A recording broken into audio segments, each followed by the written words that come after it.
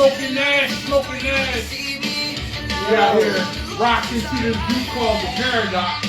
Get a chance to listen to these people. These young brothers is, I'm going to just say it because we do not own rights to the music. Shout out to The Paradox. The Paradox, they are from Atlanta. They're from Atlanta.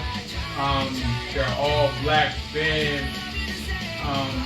They're making music that makes you feel upbeat. I mean, look, if you're black in America, it ain't all about gangster hip hop. You know, I'm from a different age of hip hop, where it wasn't about being gangster, it was about being real. It's about living your life. This group called The Paradox. Check them out. They very upbeat. They're not talking about no bleeding, no shooting, no killing. The Paradox. The Paradox. Their music is tight. If you close your eyes, you wouldn't even believe who they were singing the music. Again, shout out to The Paradox. We smoking ash. I'm gonna turn them off and get this night moving. Shout out to the people who support us. Mad love to y'all. Appreciate y'all.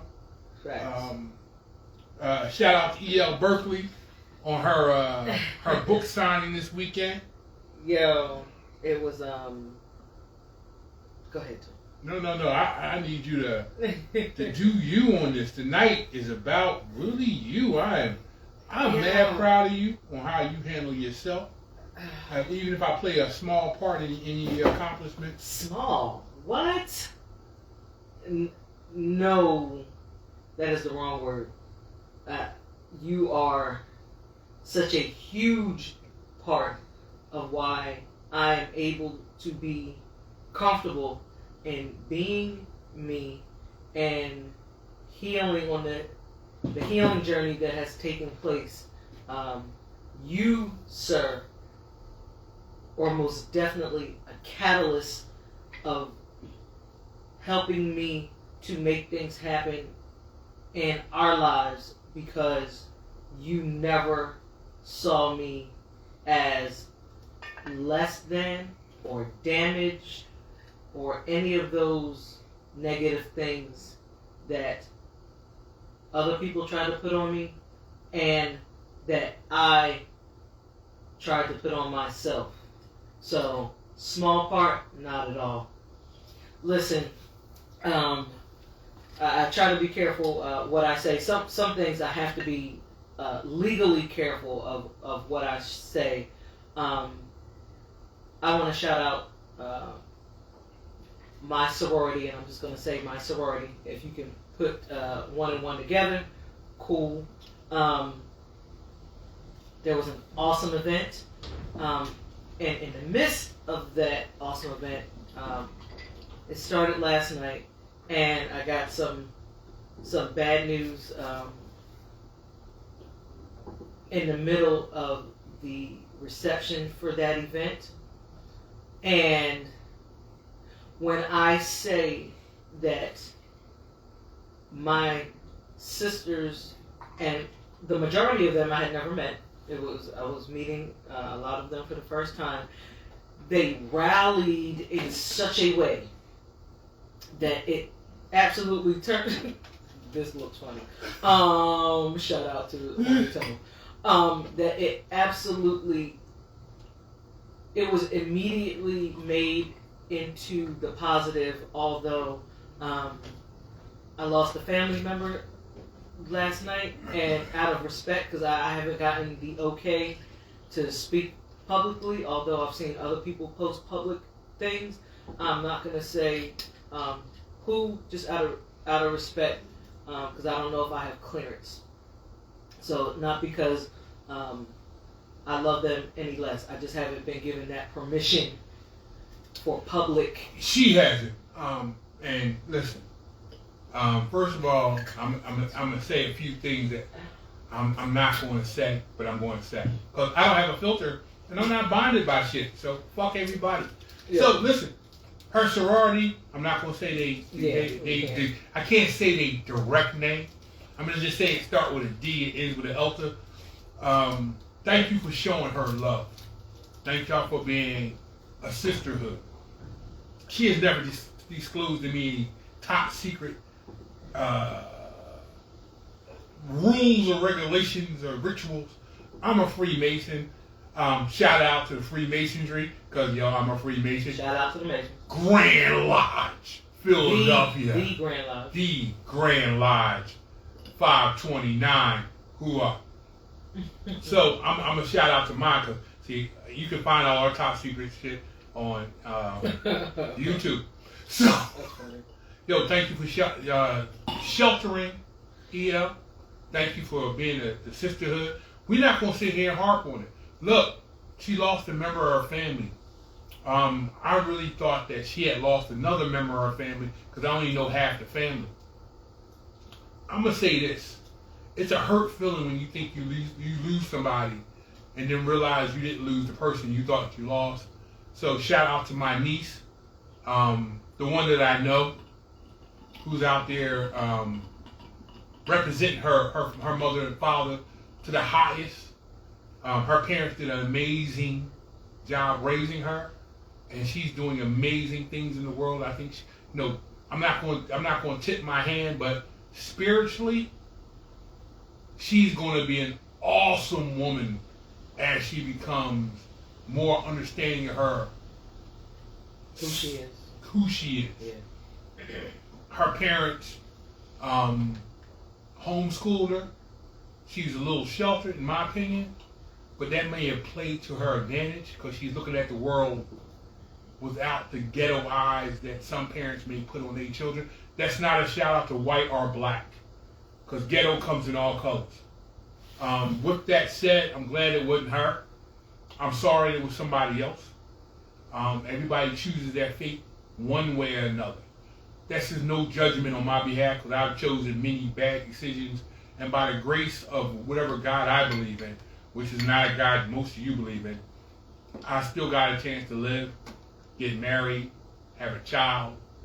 I'm going to say this before I change my topic. First, my condolences to the parents and the people who lost their child, the family who lost their child. With that said,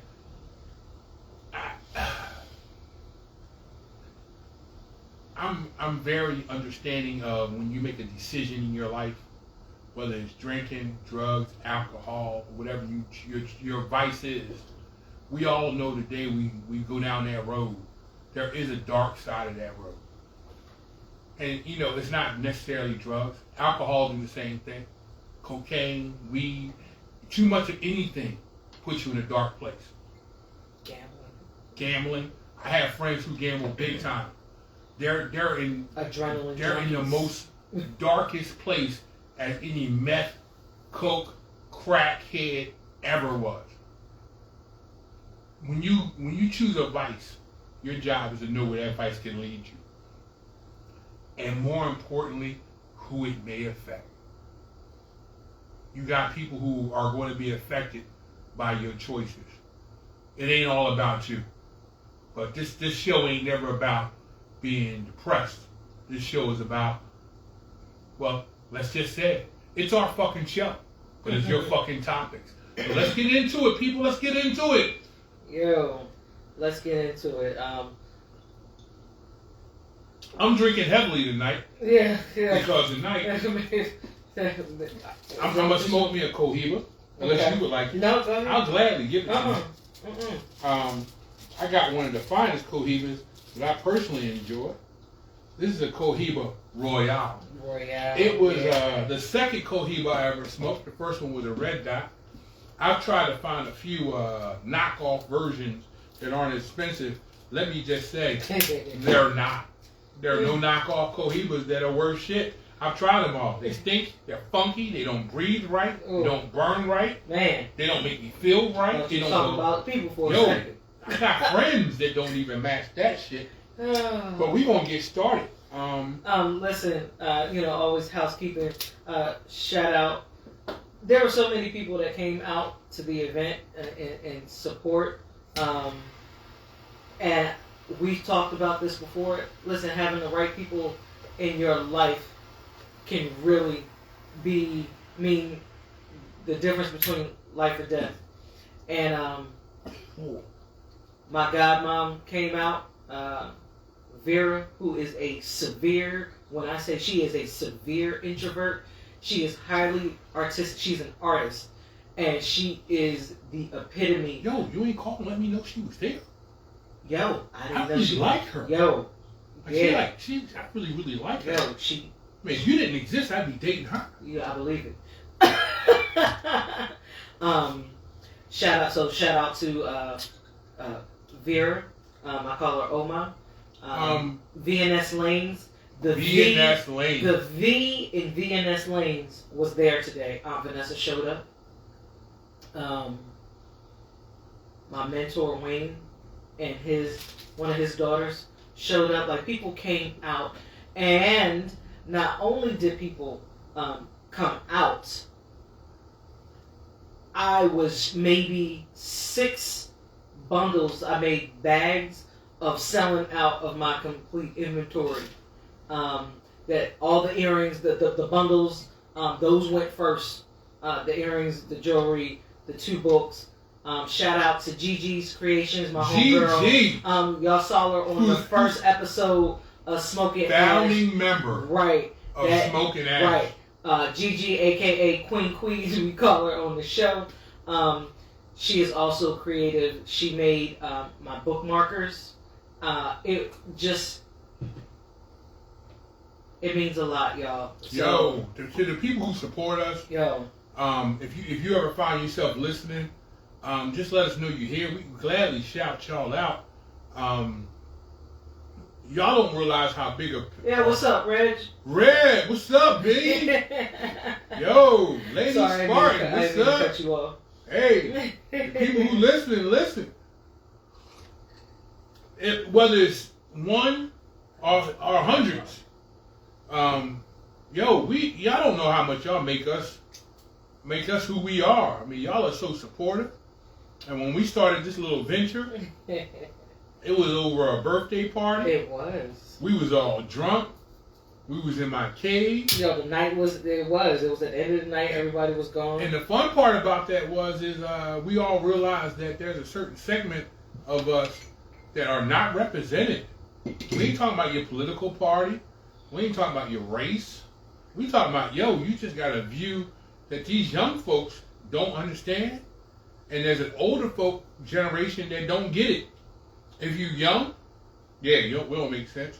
Because we want you to pull your pants up and earn your way. Hey, we Gen X. And we come from the fuck it generation. Fuck it, we gotta get it done. Fuck it, we gotta go to work. Fuck it, that boss don't know half of what I know, and fuck him, then I'm gonna get him for the extra hour. Sometimes that's fuck it. Fuck it is when you go through life and you just go, I'm gonna make it today, knowing you don't want to do shit today. Man, and it's crazy. So, piggybacking off of that, like I said, I was in the middle of a really wonderful night, stepping out of... I'm in an absolute renaissance in my life, and he's not going to fully accept the credit. I am not in a renaissance of my life. I ain't getting no renaissance at all. I'm renaissance-less. Yeah. I'm in a rut. Yeah. Can we not speak that? Oh, I don't have a problem with being in a rut. I think sometimes... I'm saying, but we are one. We are connected. We are one. Okay, can I finish what I was going to say? I am totally evil. And anyway, you have an angelic side. And that's why we work out. Because I indulge in my evilness, and you float around it. And I don't have a problem with being in hell as long as I got a cold drink and a Cohiba. You know what? I can't.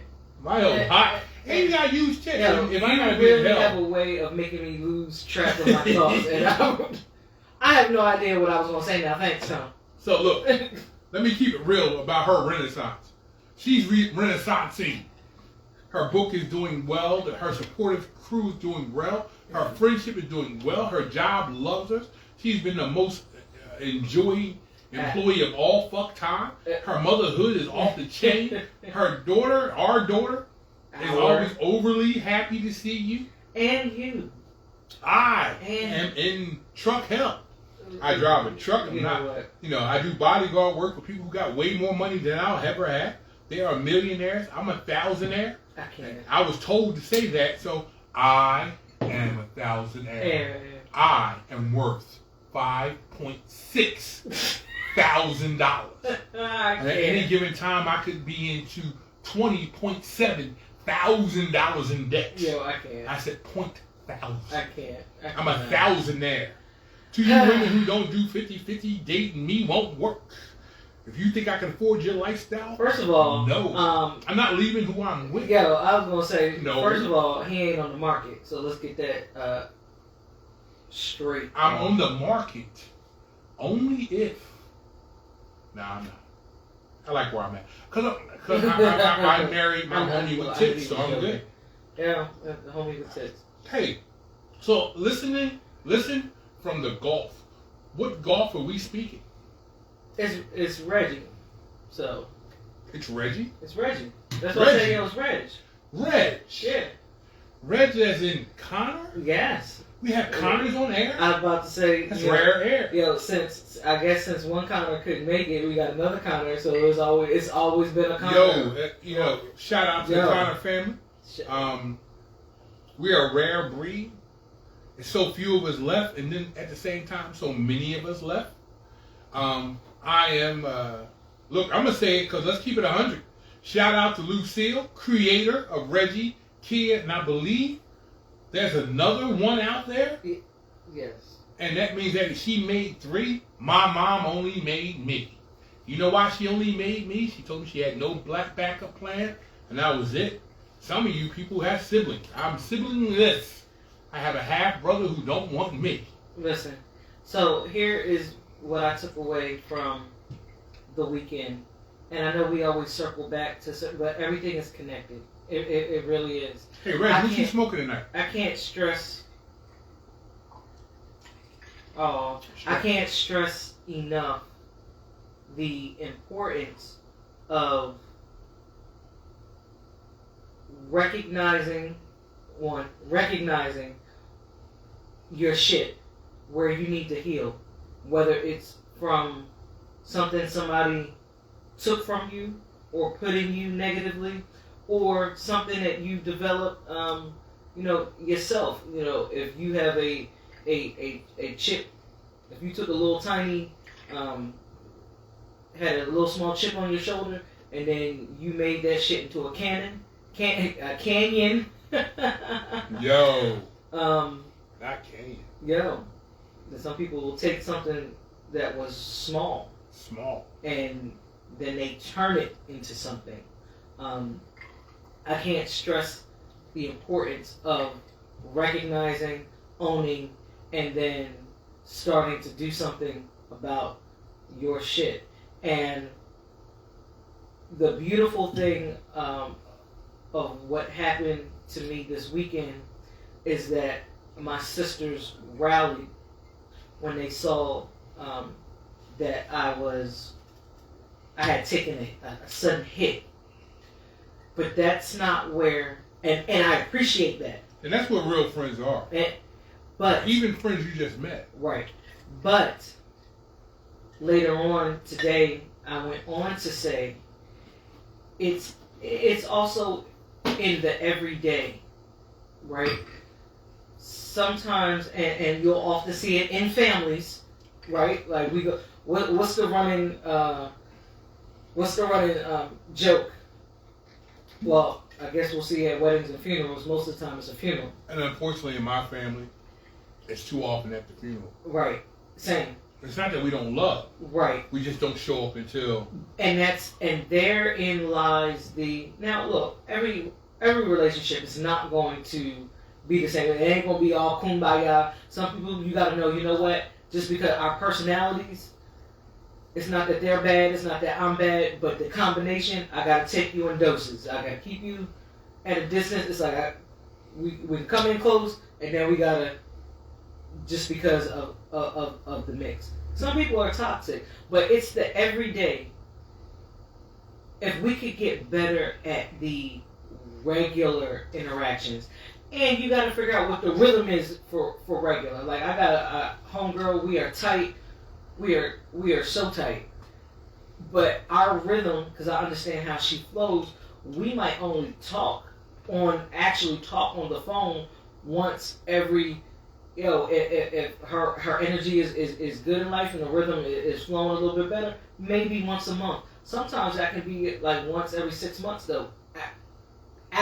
We hear each other's voice. And that's cool. That's our rhythm. That's our flow.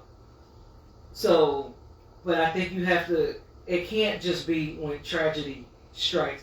And although I can't express enough how grateful I am that I was my sisters rallied, y'all. When I say they rallied, I mean, we were in the middle of a reception.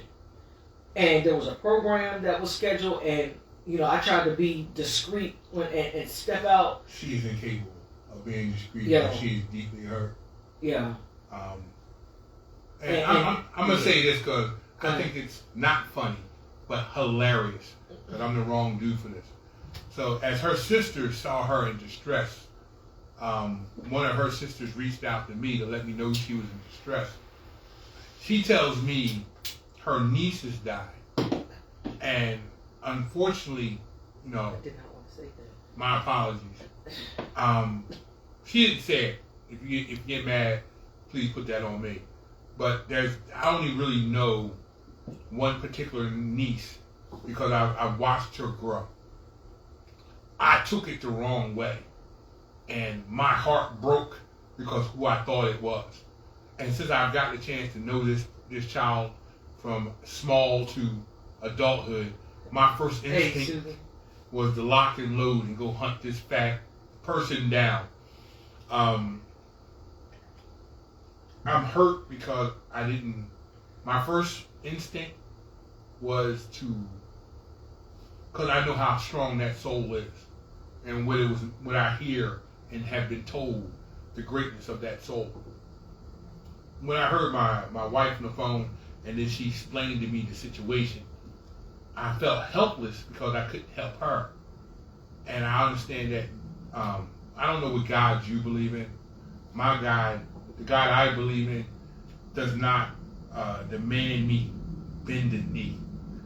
It demands me to go forth with the abilities given to me and conquer. I didn't have the right words for her, my wife. Her sisterhood did their job. Absolutely. And, I heard it in the call because the call told me that, listen, we're here with her, we got her, and what do you want us to do? And I gave what I thought, but then they did exactly what friends, and I think some people don't understand. All friends aren't lifelong. Some friends become friends only because of the moment you're in. Right. Whether you're going through a death, whether you're in combat. Because half the guys I was in combat with, I didn't know on the copter. They weren't part of my unit. But once you realize, hey, we all in hell together, it's amazing how some of the greatest friendships build bonds. And they're lifelong bonds. Because we are an example of that. When they meet you at the bottom, when they meet you when you're hurt, when they take your side. What's up, Biggie? Yeah, they're called seasonal friends. Yo, fuck a seasonal friend, but love to a seasonal friend. Some seasonal friends don't make a goddamn sense after you pass that point. Right, because they're like the saying says, some people are in your life for a reason, a season, or a lifetime. And I think sometimes people, they don't recognize seasonal. Right, they don't. If you're thinking, oh, I got a lifetime, and that person was only meant to be for a reason, and you trying to make them into a season or a lifetime. You willed that friendship longer than it should have been. Right. You've done way more work. Somebody said something to me a long time ago, and it really didn't make sense until after they said it, and I had to digest it for a week. He said there are people who are giving CPR to a skeleton. Ooh, wait. You are. That ain't even in decomp. That's skeleton mean everything was gone. You are It's dry. still doing CPR, and it's something that had died already. It's gone. It's been gone. But you think the loyalty you owe to that friendship still need to be pumped into that friendship. They may have done something for you at the lowest point, and you have been repaying that moment. Right, like what? Right, like so long, and they know you're repaying. And they know it. They know it. They know what they did for you in that low moment. They have been milking you for years. Woo, wait, come on. They only call you when you hurt, when they hurt. Right. They only call you when they broke. They only call you when they need the vent. And the moment you try to put your foot down and go, hey, yo, dog, you've been milking it, they remind you of that time 10 years ago. Listen. Yo, remember when I was there for you 20 years ago when you was at your lowest? Motherfucker, I've loaned you money. I've covered for you when you were cheating. I've been there for you when you were broke. And before I forget, and please charge it to my head and not my heart. Derica. Listen. Yo. Derica and Juice. My man only gets. He had not been off in almost 3 weeks. He took off last night. Now she was coming to see me for the after the event. Since she couldn't come today, and we were supposed to, and everything played out how it played out. They have a whole family. They have 5 kids. Yo. He hadn't been off in 3 weeks. It was supposed to be their night. She not only came, but stayed past the time that she was supposed to stay. And she checked in, and he was like, "Babe, like, go be with E." And Robin was supposed to be somewhere else. U.S. Marine Corps. Yeah, shout out to Marine. She was supposed to be somewhere else. She stayed. She was supposed to leave, and she kept going. I'll stay a little bit longer. And then that message came through, and she totally canceled what she had planned on doing, and stayed. But the right people really make a difference in your life. And some people don't get that. Sometimes it only takes that one friend when you in a hole, and sometimes that's a new friend. Juice. Before there was a Juice, there was a Chink. Before there was a Chink, after there was a Chink, there was a Bobby Cruz. I have a good ash. You have a good ash. Yeah. You have a round ash. I have round You ash. have a plump round ash. I'm gonna shout this out because I think EL was on a point, and I think sometimes we forget to let them people know how special they are. Chink, long life friend. After Chink, there wasn't really a lot. Barry Brown, Bobby Cruz, U.S. Army. Oh my gosh! Give me a second. My big sister just logged on, and I have to. Hey, Ree.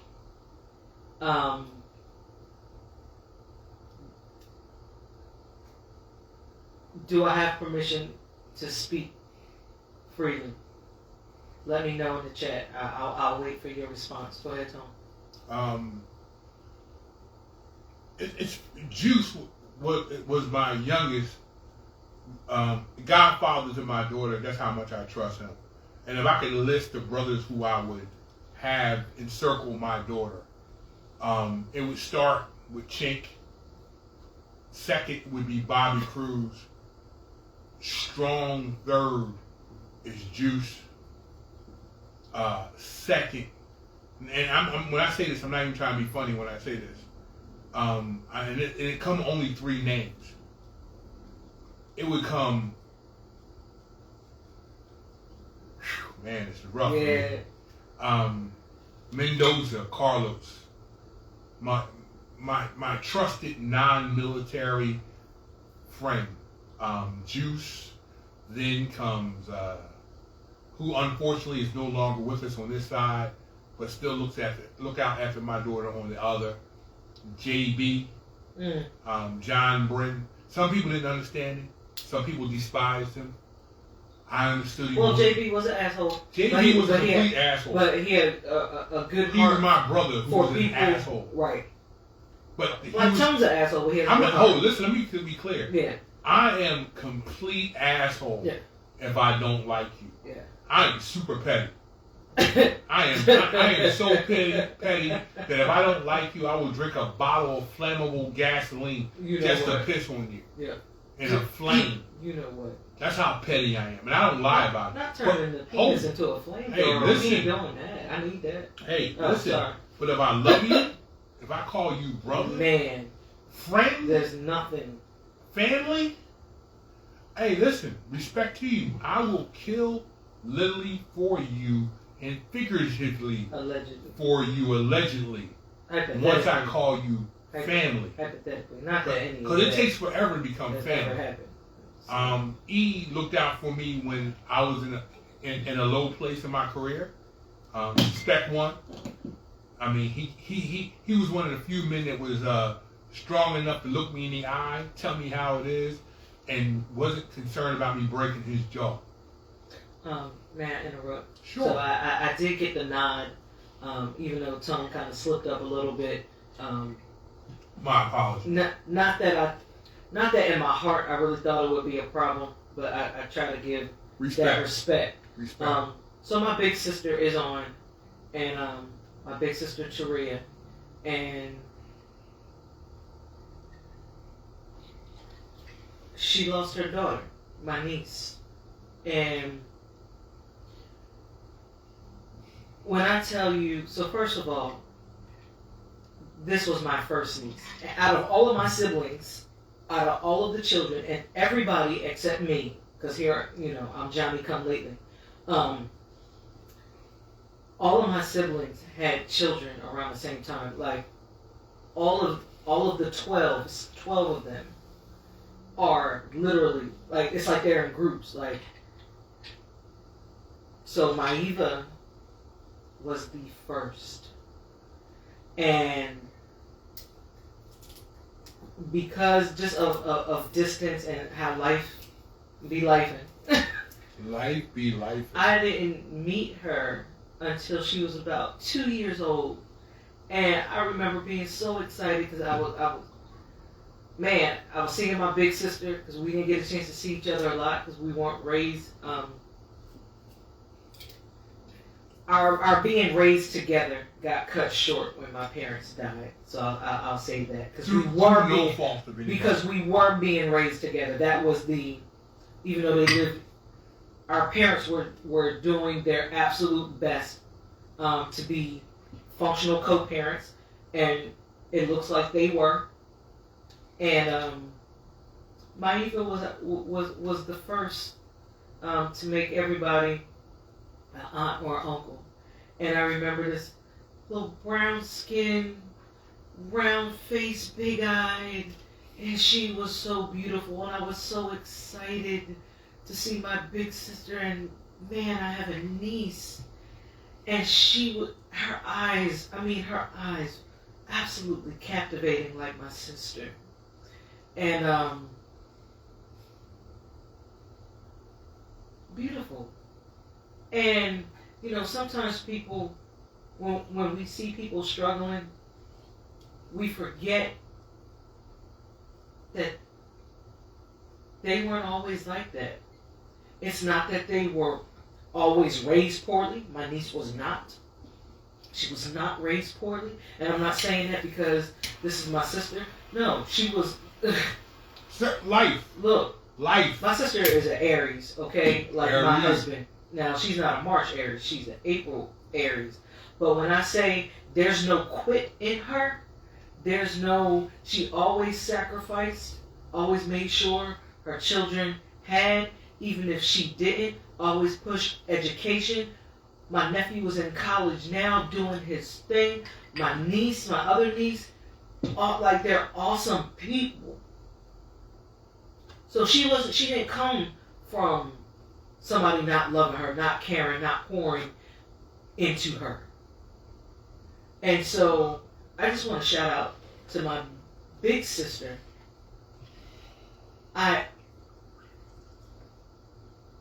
The strength that she has shown throughout her entire life, the sacrifice. If there's anybody who needs a win and a big win, and it wasn't just the fact that I lost my niece. I hated that my sister took such a hit, because she's been taking hits, and it must be something about the Aries, because she's taking hit after hit after hit, and her smile has never faltered. Her grind has never faltered. Doing what she needed to do for her children never faltered. Always being there for other people, even when they gave her their ass to kiss. Family, people, blood, relatives. And she still kept going, still kept giving, not bitter. And so, sis, I just want to say, like, I admire you. I am so sorry that you have taken this hit, but I admire the fuck out of you, and we are here, and I love you.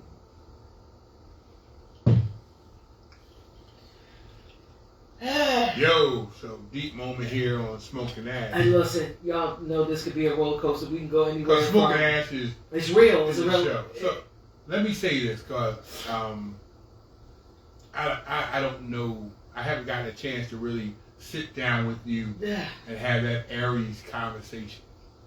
So let me speak to you from the March Aries side of this conversation. Your month is of the cerebral Aries. Okay. That means the way you look at situations is more of a mind fight, a mental battle. You see the battlefield of life mentally. And some people say all Aries do. March Aries are of the physical battlefield. Okay. When we get hit, we get up and we initially just want to go into full attack mode. We want to punch our way out of every situation. People who know me will attest that as a March Aries, it's not that I don't see the battlefield, I just attack it physically You first. going in with horn ramp, head down. And about time my mental catches up, I may have created a lot of collateral damage. Respectfully, I try never to hurt people who don't deserve it. But goddamn if I don't want to fuck you up if you deserve it. Yeah. Unfortunately, that costs me mentally, physically, and financially. Yeah. Your version of Aries take mental hits and you survive. You never really ever sleep at night. You're overworked. You're overthinking every situation in which you could have done different. You're thinking, hey, had I cut this or did that, the ending would have been different. Let me say this to you from Aries' world. There's nothing you could have did any different, really. Every person chooses their own path. Every one of us. Aries, Gemini, whatever your choice is, every human, female, male, trans, straight, whatever your choice is, every choice we make, we made. And it does not view necessarily on the parent. Because once a parent has parented, right, every choice that child makes is that child's choice. right. You're going to rethink right. every decision you make. The problem with that theory is, as Aries people, we don't always understand what we don't control. Right. Let me say it again so you understand. Ooh. We don't understand what we don't control Because as Aries, we believe we can control everything if we apply enough pressure. If I make sure I'm dominant, if I put enough coverage on a situation, if I yell enough, if I'm physically fit enough, if I move someone enough, I control the outcome. And sometimes we forget the person involved in that bubble we create are making their own decisions. Right. None of which we control. And you know what is funny? I remember there are some decisions, there are some situations that are a distinct fork in the road depending on your choice. This is... Remember, that ain't got nothing to do with you. Right. They got to make the short. They themselves. Let me get this thought out. I remember I was 18. It was my freshman year of college. It was the early part of the semester, so it was like September. We were in Indian summer, and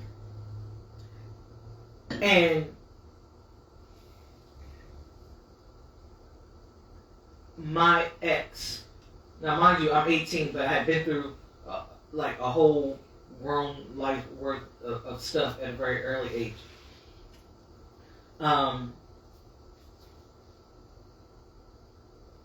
He showed up.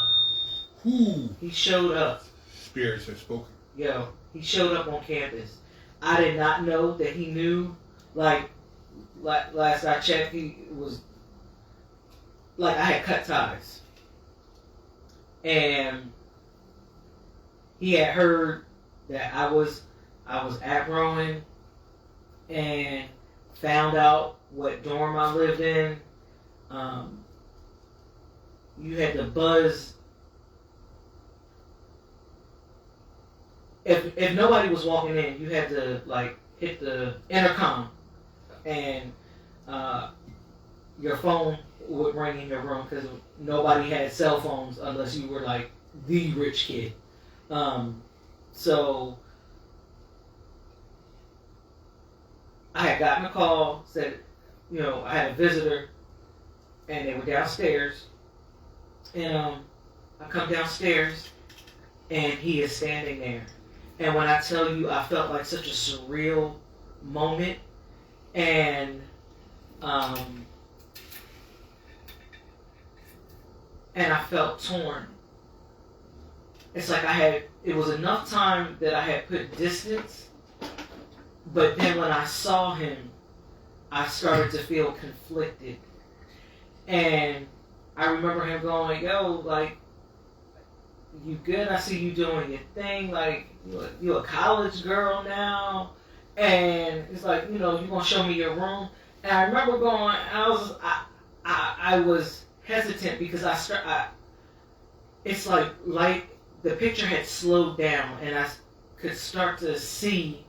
And so we went upstairs, but we didn't go to my room. I went to the laundry room because I was doing laundry.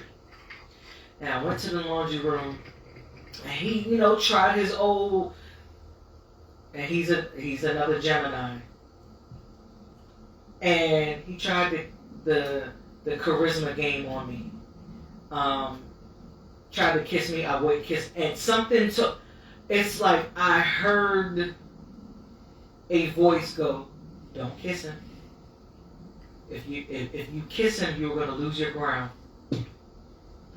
And, I played the die. I was like, he was like, oh, it's like that. Like, it's me. He's like, oh, like, it's me. And I saw the fork in the road in my mind's eye. And I was slipping. Like, I felt like I was putting on a brave face. But I felt, and I just heard that, don't kiss him. Do not kiss him. If you kiss him, this is going to be your path. And when I tell you that 15 or 20 minutes felt like an eternity, but when I got through it, and I held my ground, and I was like, no, like this is where I'm at, and I'm focused here. And I can't deal with you on that level. Now, I know now, and it took some years for me to see the bigger picture of what would have happened had I made that decision. And when I tell you as clear as day, as clear as Tone is sitting here next to me, and I have this cigar in my hand and I'm speaking to you guys, I saw a whole movie reel of what would have happened. I would have gotten caught up in the drug game. I would have gotten caught up in prostitution on both sides of that, because I would have been running stuff for him. I would have been running guns for him. I would have done time for him. And it would not have had anything to do with how I was raised, because I wasn't raised that way. But it was a fork in the road moment that, and sometimes we blow past, we hear that voice and we ignore it. Or because of things that we have gone through, we don't trust that we are hearing what we are hearing. We have instincts for a reason. So don't blow past those moments. Have the conversation with your peers, with your young people. Because it's not just the young people. Right, and that was where the most important conversation, and there's no disrespect to what E.O.'s saying. What I'm saying is, though, your first most important conversation, and I'm going to say this because some of you think you're crazy. Let me be clear, because I speak from that realm. Excuse me. The most important conversation you need to have is with yourself. What are you allowing to happen to you? Why are you choosing this person to be your partner? Right. Why are you allowing yourself to be diminished? If you're in a relationship where you have to diminish yourself just so your partner can feel okay or superior, stop. There's never been a time in my life, and this, when I say this, I'm not saying this to toot my horn, because when I say this, I'm going to say it from pure heart. I'm Wiccan, and most people don't understand what Wiccan is, so let me go there first. I'm an Aries, and I'm Wiccan. Let me be clear what I'm about to say. I don't want a partner who has to diminish themselves to be with me. I want you fucking full strength. If I have to adapt to how powerful you become, then so fuck be it. Some of you women, and I'm going to say women, because I think most men want to be superior kings. So when I say this, and I don't say this as any disrespect to any woman, but if you find yourself in a relationship where you diminish yourself so he can be king, he's not your king. Your king should be able to set you at full strength. Right. As a parent, to you women out here, or as a parent, you can only parent so hard. I was a troubled child. Susie Mae Connor, who raised me alone because Harry Berkeley ran, she dated men who were lesser than her so I could have a good male figure in my life. Always knowing she was more powerful than all the men she dated. My mom had been in college. She got her RN. She was in charge of her unit on her floor. She was making the most money out of most men she dated. Some of you women are diminishing yourselves to make your king feel like a king. That don't mean go home and clown him. Let me clear that up. Before you go out there and do some drastic shit, that's not what I'm saying. And he might be, and it doesn't mean he's not a king. He just ain't the one for you. And the thing is, he may be the one for you, but you have misunderstood what manhood is. Manhood means that when you're at full strength, I look at you and recognize you at full strength. And some seasons, and I'm going to speak for men who may not want to say it, there are going to be seasons in which I need you to be a superior queen so I can recover from being a king. Right. That armor is heavy.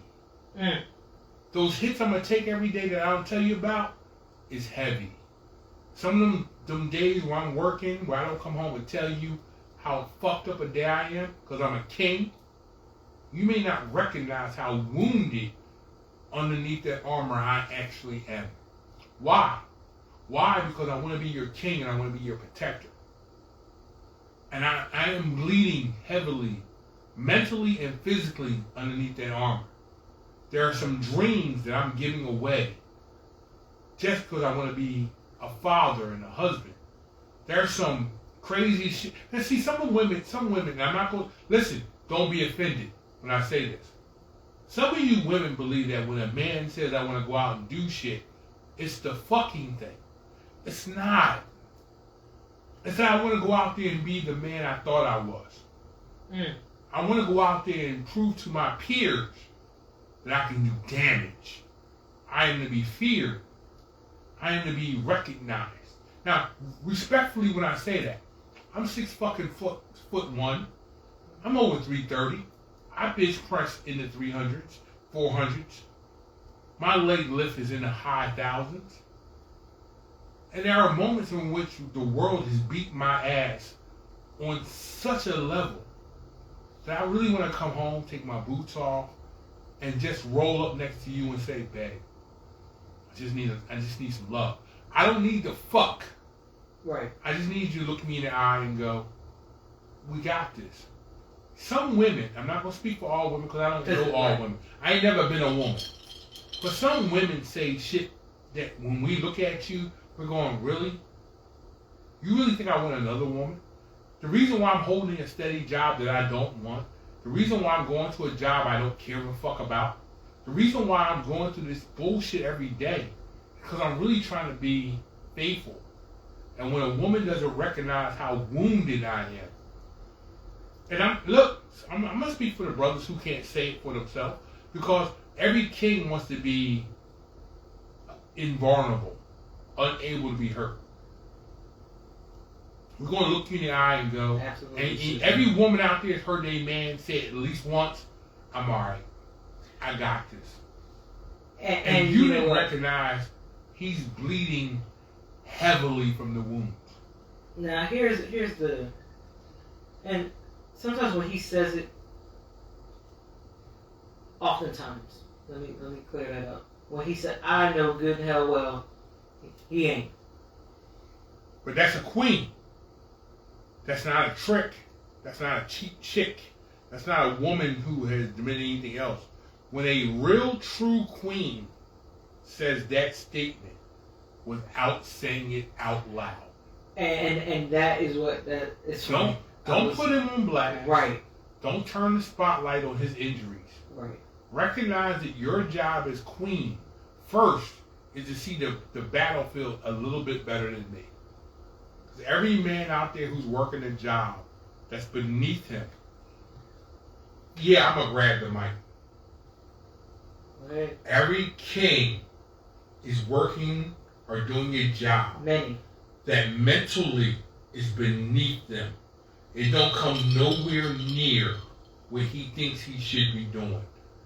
Whether frontline battlefield duty, driving a truck, working as prison guard, security guard, McDonald's. And listen, I'm no disrespect to you McDonald's workers out there. If that man is doing what he got to do to make sure the lights is on, the food is in the refrigerator, he come home. And look, I'm going to say this. Some of you women don't want to hear this part. I'm going to say it to you. Yeah, he came home and made love to you tonight. He didn't have no energy left. He had no energy left in his battery. And he did what he needed him to do so you would say, yo, he came home and knocked me off. He was tired already. He just wanted to sit in the chair or couch and go to sleep. But he knows what his responsibilities is as king. Now, I'm not going to talk to you women under 39.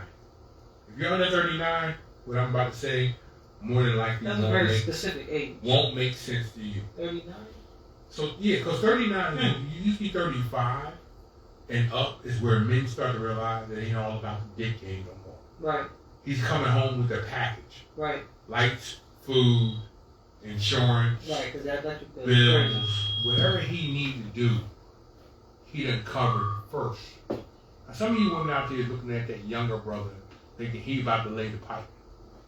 You know what he not about to do? Is take care of your emotional bullshit. Right. Because some of you women don't want to admit that you have emotional bullshit that young brother had nothing to do with. He's dealing with the injuries you got from a relationship you had 5, 10, 15 years before he showed up. When I hear a young woman say, if he ain't taking care of all my needs, I don't need him, there's a young brother who has been shamed and is trying to deal with your injuries from a brother he knows nothing about. And you ain't going to tell him. You going to make him work for that booty when you gave that booty to a brother who ain't being a baby daddy for real. He ain't taking care of his child. He's not taking care of you no more. And you gave that brother the booty for free. Now you got this other brother who's working his ass off for your love, attention, and hoping that one day when you see him injured, hurt mentally, you hug him and give him the knowledge to know that you appreciate everything he's doing, even if it ain't 100% of what you want.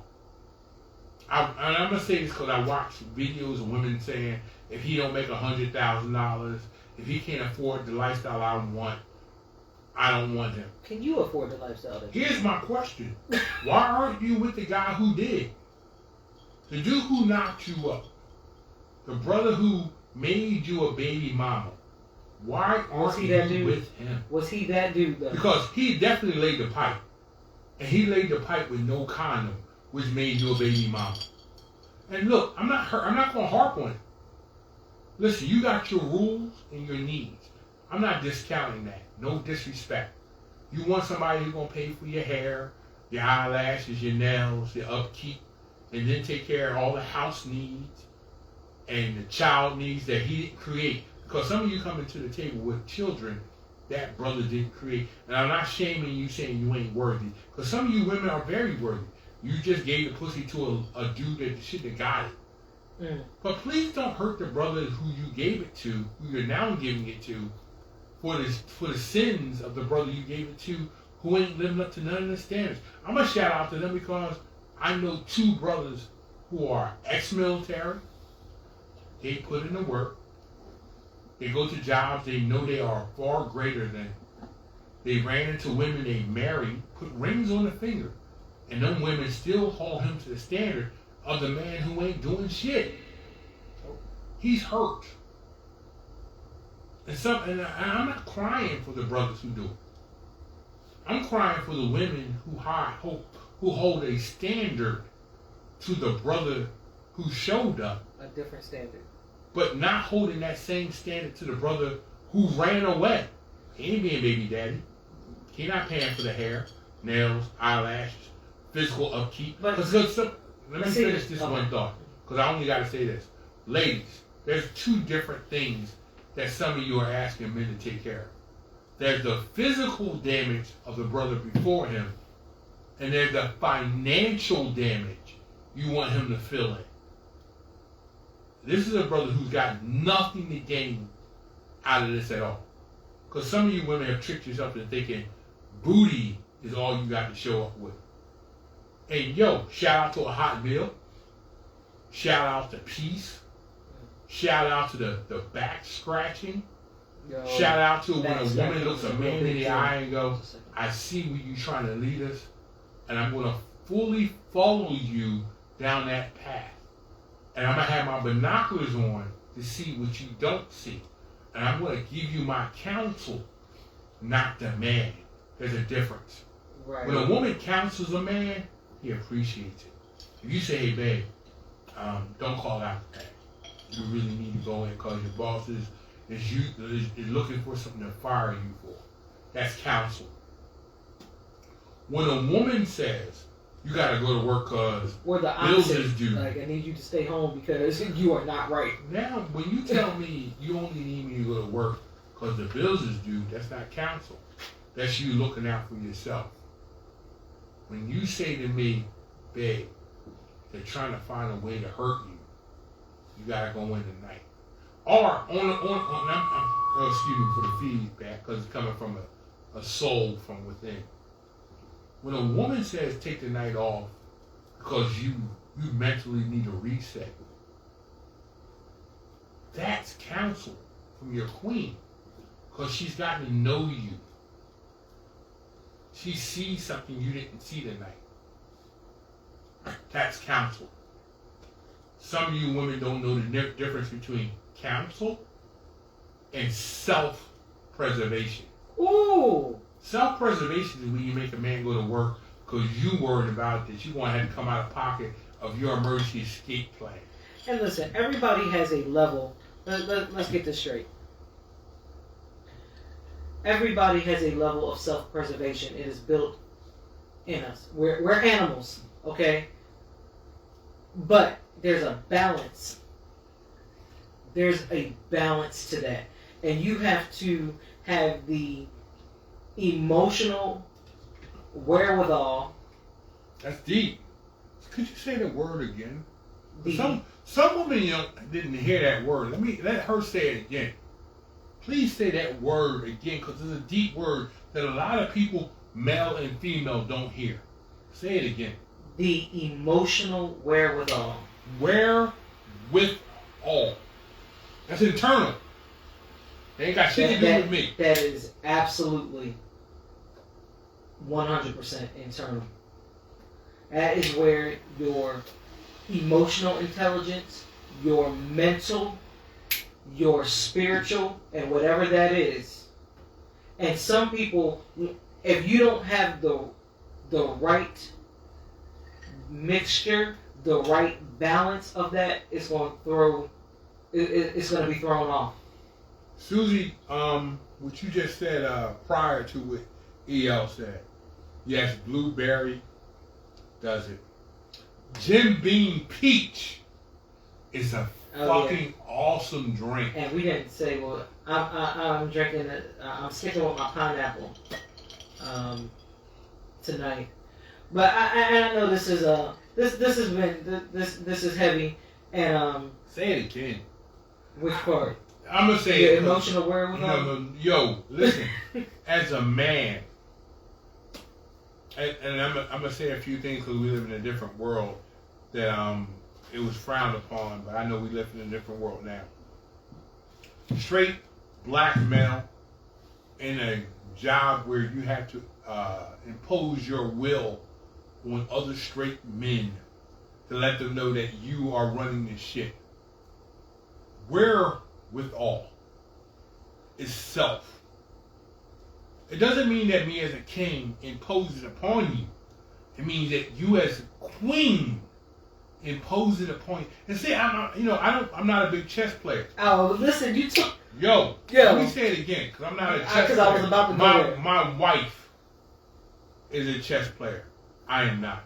I'm a cold stone checkers player. I'm not. I'm nowhere I'm near going a up the middle, grandmaster or baby. nothing like that. Baby, let me be clear. I'm going up the middle. I'm gonna check you. If I get king, I'm gonna run the fucking board and I'm gonna trample every fucker beneath me. I don't give a damn who they is. But as queen, you must play chess as a game. You gotta see me 10 moves ahead. Your job is to see the battlefield that I don't see. I'm ground level, baby. I'm coming through the middle. I'm gonna dominate every brother in front of me. I'm gonna crush that motherfucker, put him underneath my heel, spit on him as I go by, and then kill the fucking next fucker every day. Whether I'm doing a bodyguard job with one of the high celebrities or a low-level chess jester, I'm driving my truck. But when a queen, a true queen, I'm not talking about you fake queens. Ooh. Cause fuck a fake queen. Man. You are not a queen if you got an emergency escape plan from your husband. I'm not gonna spend none of my money. I'm gonna put it in the bank just in case I gotta get away from him. I'm gonna have it. You don't count. Now hold it. Let me finish this. Go ahead. If you're a girlfriend, yes, escape plan money. Early fiance, escape plan money. Weeks before you get married, estate plan money. Ooh. 1 year after I do estate plan money, because every person don't start showing you their true colors until after you married for a year. Sometimes 3. Sometimes Some people I can't good. testify to 3, but I think once you find yourself, you've been married years, you've seen your partner, your married husband partner at his lowest, hurt, wounded, armor fucked up. Right. He's losing faith in his plan. He's going to work just out of survival mode. If you still hanging on to your emergency escape money, I'm going to say it for real. And I'm going to say it as an Aries with no filter. You're the fuck up. He's out there. You okay? Yeah. If you out there seeing your king in battle every day in a job he hates, he goes to make sure the bills is paid, he's putting out the best he can put out, and you holding on to the escape money, you are the asshole. Now, let me. Because guess what? If he was going to bail on you, he could have been bailed on you. If he was going to run away from you and leave that child in your lap while he chased some younger, unexperienced woman, he could have did that. And not going... Because every man goes to his... Listen, I'm going to say it because I'm horny tongue. No, if you hold my feet to the fire, as they burn, I'm going to look you in the eye and go, my opinion didn't change. Every man goes to a job at some point in which he don't really want to go. He's literally going for you. Your children or child, your household or apartment, your car, note, or old hoochie that you own. He's only going because he really don't want you to see him wounded. He want to see you flourish. Your job as queen is to realize he's bullshitting you when he goes, I love you, babe. I'm going to work. And when you say, I know, and I still love you, and your lunch is downstairs, your cold drink to get you through a hard weather, cold or hot, Red Bull or coffee, when you support us, god damn, it makes us feel like we kings. Fuck, listen, I'm going to say something to some men that don't want to say to you. I'm going to say it to you women who are listening. He don't give a fuck about it. The blowjob is nice. The pussy is cool. That hard sandwich you made, that coffee or Red Bull you left in his cooler, but when you kiss him on his forehead and go, I appreciate you and I love you, he goes to that job with renewed armor. All the damage that he took, washed away. All the bad moments y'all may have had, arguments, disagreements, washed away. And you know, Susie, your power's great. And Susie is saying, you know, in her experience, she was married for 27 years, and he hid a lot from her. I'm not covering for that, brother. Right. But you know, don't take this disrespectfully. Every man is hiding something he don't want you to. I'm gonna say something that's gonna hurt a lot of brothers who ain't ready for this.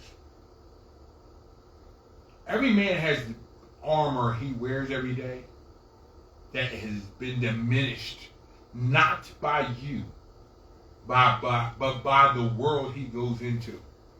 That armor is only replenished because of your love.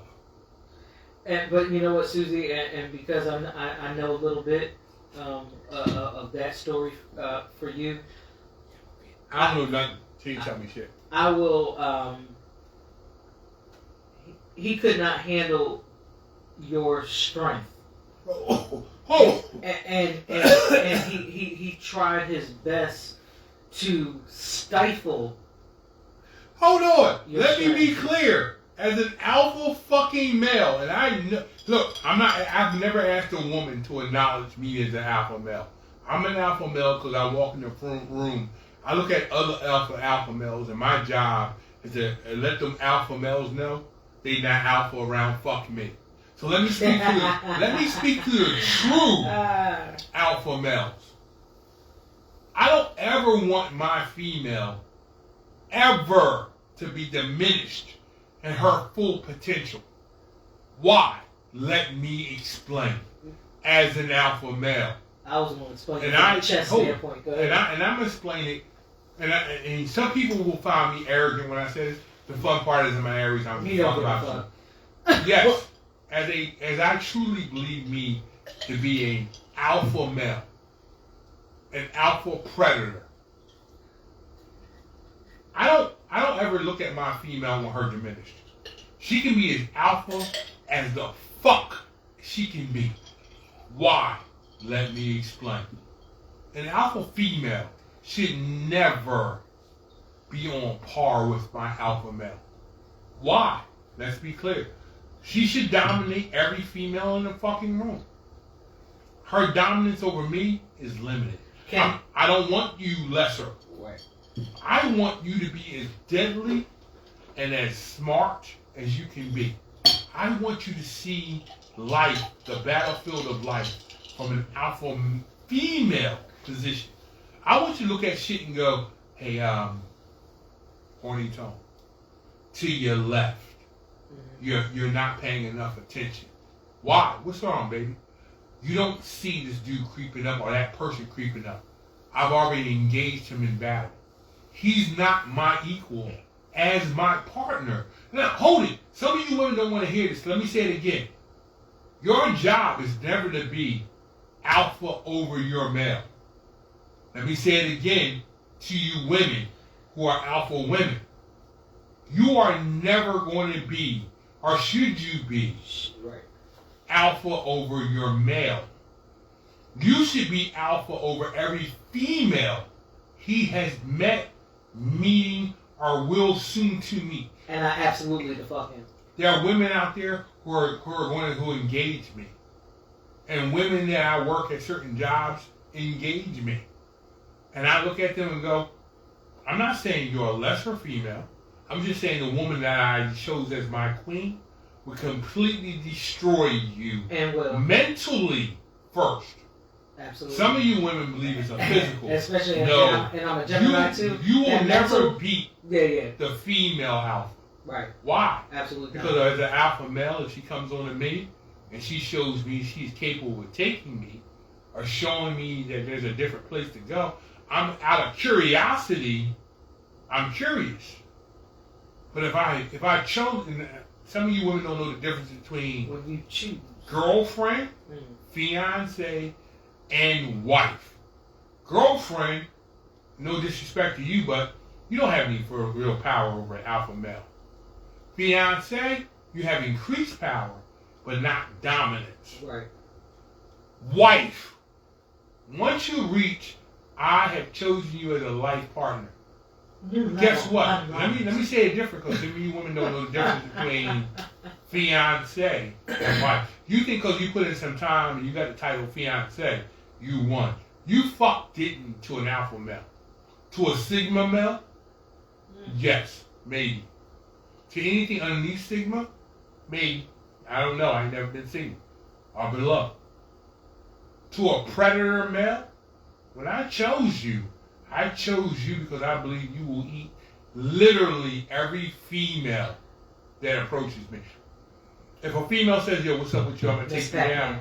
I'm looking at you always going, the chick I married to will eat you alive and probably won't break a sweat. Now, once I've decided, I'm going to say me. On my worst day. I can't speak to the female alpha because I've never been a female alpha. As a female alpha, you should believe no woman can take your man. Right. Now, when I say that, let me be clear. That means you're doing your job. You're counseling me on life. You're taking care of me financially and sexually. Some of you women believe sexually and financially is the way to go. That's not the answer. The answer is, first, take care of my money. Because once I recognize you take care of my money responsibly, sexually, it's really an easy job. Right. If you're fucking my money up, no amount of pussy is going to keep you as queen. Right, because that means I got to work harder. You mess up the empire. Right, you're fucking the empire. You're messing up the foundation. A double-time job to secure the empire. And you think we got a caller coming in. Call, so we're going to hit the button and see who this caller is. You got to swipe. Yo, I'm sweet. Oh, damn. Yo, caller, identify yourself if you wish. Speaker. Put it on speaker. You're on speaker. Put it on speaker, Tom. Oh, shit. You got speaker? I hope. Give me a phone. Yo, hang on for a minute, because I may have fucked up, because as alpha, I know when I fucked up. Because every alpha male knows when he fucked up. Alright, you're on speaker. I'm on speaker. You're on speaker. Am I giving you bad speaker? No. Here, I'll turn my volume down. Yeah, turn your volume down. Okay. And we will have I'm sad about myself, because I'm sorry. I gotta let you know this story. I love that you were saying the Gemini and the Alpha. Yeah. This bitch has him in the apartment that still has my child in there with him. Ooh. And has the bitch in his bed. I Ooh. scared her to death because I know you I couldn't did. get a hold of my child. So I was coming in to check on my child because he gave me a key. And scared the shit out of her because she's like, oh my god. I was like, yeah, you know what? I ain't even worried about you, bitch. I didn't come here to kick your ass. Because Although you it could wasn't have. worth it. Right. I was coming to check on my child. Mm. And, you know, my priorities was my child at that point in time. But she was scared shitless. From that point on, she was like, oh my god, oh my god, oh my god. I was like, yeah, bitch.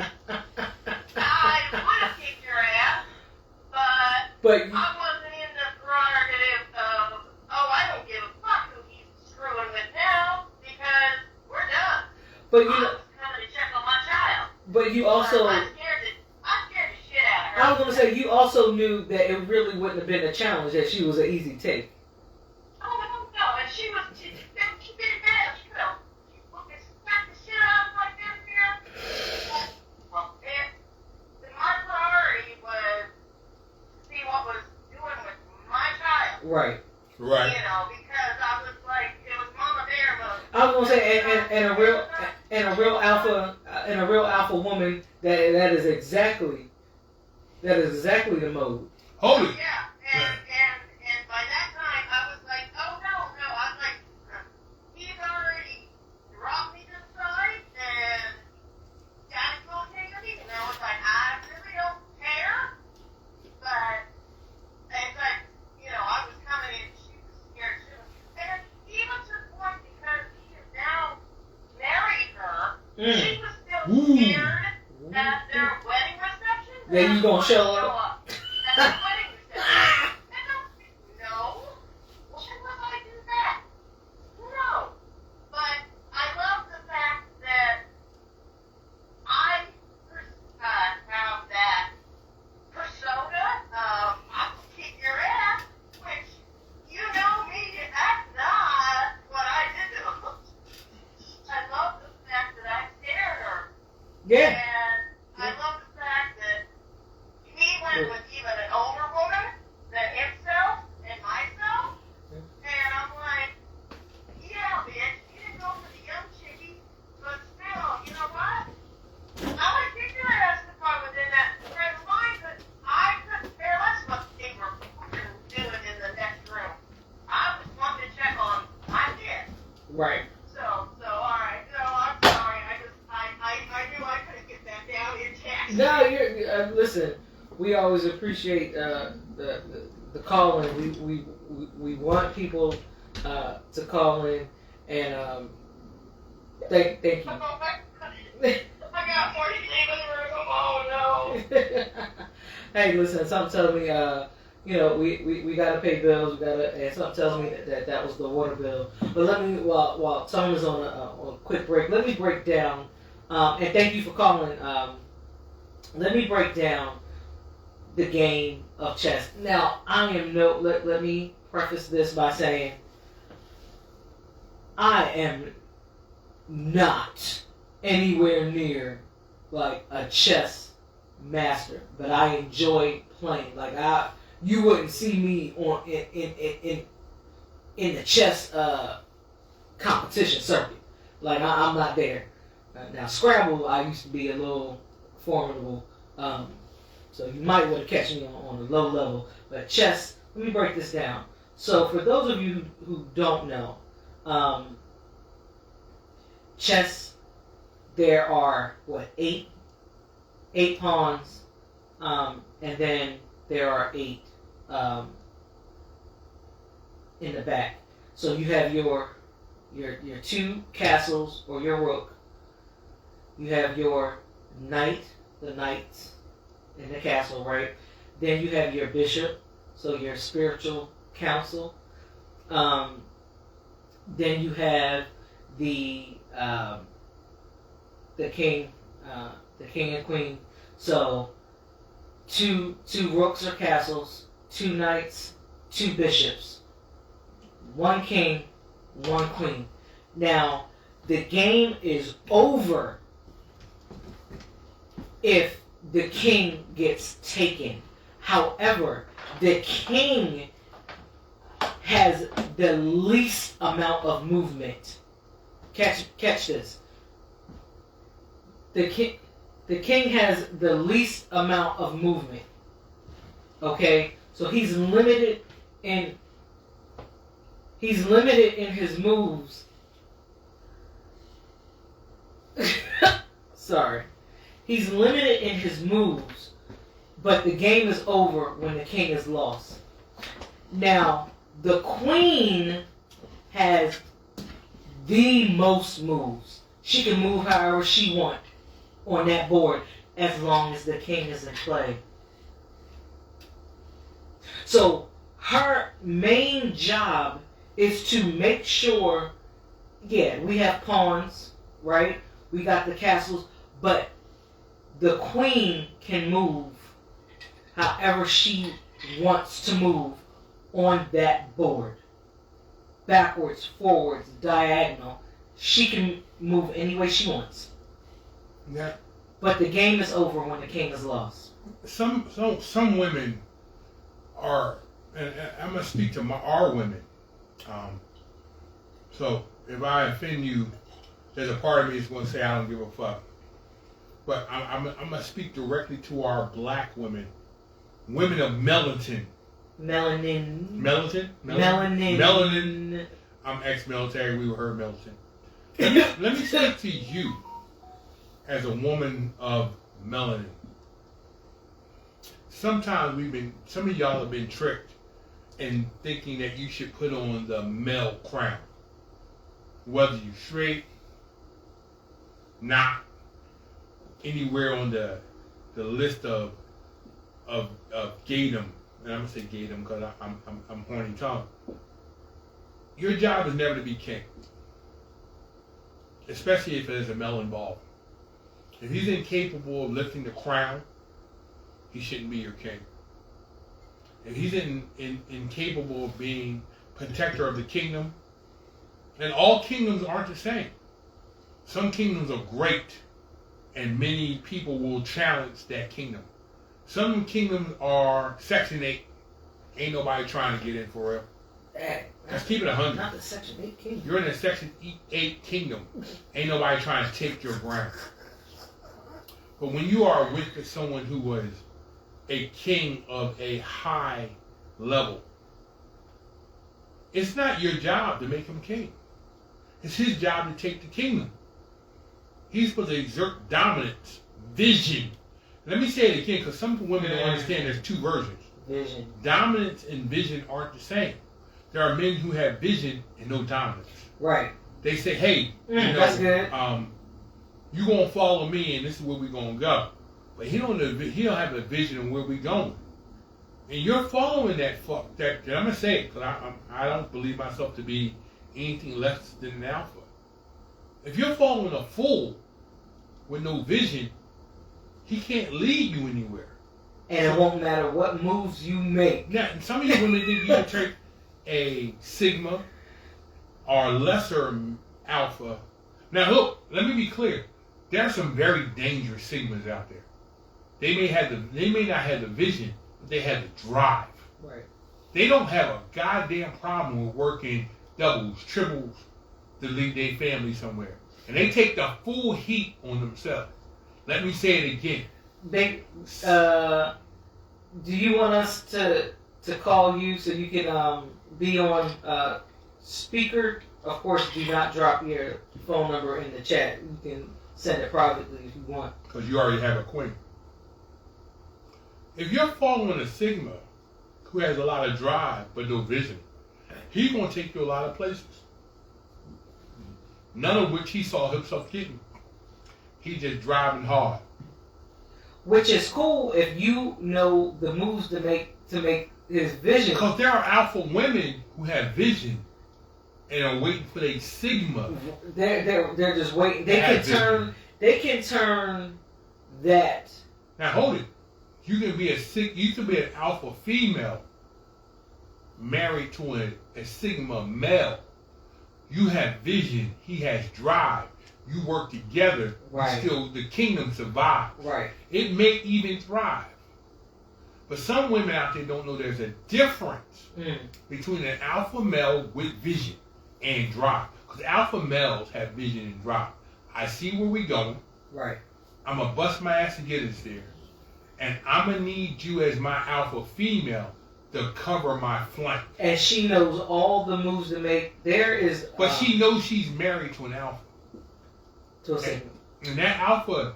And some women don't want to hear what I'm about to say. You dismiss it. Let me be clear. Alpha male with an alpha female who has vision. You see where I want to go. You know I'm willing to bust my ass to get us there.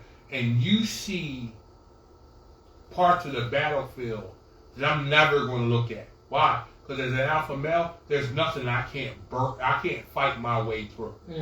There's nothing.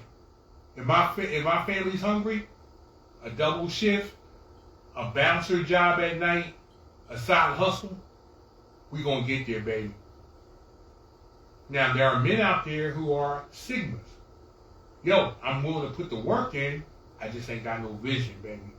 I only see a couple feet in front of me. But again, Alpha Queen says, hey baby, if you can just push hard left another 100 feet, we good. You know who's like that? And shout out. Yeah, I've been drinking. I'm smoking weavers. I've drank. Shout out to Bunny. Bunny is that. Yo, Bunny can take any. Look, and I'm gonna say this. Man, at a risk of severing any relationship with my. You don't have it. It's already severed. Let me say it. It's severed. There are alpha care. females who can make any beta Yeah, or beneath. you can run the gamut. Let me get it again. Anything that's under the alphabet. alpha, anything, any male under 100% alpha, Bunny turns a Sigma into an alpha. Yo. Most people don't recognize if an alpha female grabs a Sigma male. Shout out to my Scorpio sister. You can make the world believe he's an alpha. Right. Why? Because your vision instills upon him, and you make all his lies, bullshit, Yeah. a true Like she really real alpha move. Right. She said, hey, I'm going to move you left 5 feet and right 2 feet, and if you can just hold on to your position, every dude in this circle will right. take you an alpha. Now listen, That's Bunny. I'll put it in chess terms. Now,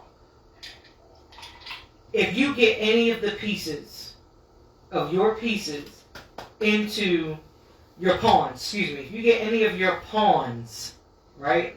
Catch what I'm saying. Pawns, it's 8 of them. If you get any of your pawns into enemy territory, into that back row, they have to cross and land into that back row. Some women don't realize how powerful you are. You can then change. You have the ability then to change into the piece that you want, except king. You cannot change into another king, but you can say, "Hey, I'm going to go from a pawn. Maybe you want a second queen." Like, now, hold it. Let's be clear, because some of you women got it fucked up. Your job is never to be king. If you find yourself wearing it now, some of you women don't understand what I'm about to say. I'm hoping what's up, Miss D? Miss D. I'm hoping some of you women hear what I'm going to say from the alpha male position. Let me be clear again. You can be the most domineering queen on the board and handle and lessen yourself the moment you become king. King is not supposed to make but 1 or 2 moves at correct? Yeah. The king only makes one move. You can only make a king in a chess game can only make 1 move in any direction. Now I'm gonna say this again. If you're a king and you find yourself in a same-sex relationship, I can't speak on it. I ain't never been you. Susan, give me a minute. I'll answer that. I'm a holler again to you. If you're a female and you put on a king's crown, you've limited yourself. You've limited now, yourself. If you find yourself in a gay, lesbian, whatever you call it, relationship, that might work. In a relationship in which there's a male present, and he's supposed to wear the king crown, anything your strongest position is as queen, not as his king. If you're a queen who sees the battlefield, decision making, financials, you are literally the most powerful person on the board. You're not a pawn. You're not a knight or any other piece. But listen, even in those different types of relationships, you can't be king. You could be a knight. You gotta catch me. You can be a knight. You can be the castle, the foundation, your stronghold, the fortress. You can be the bishop.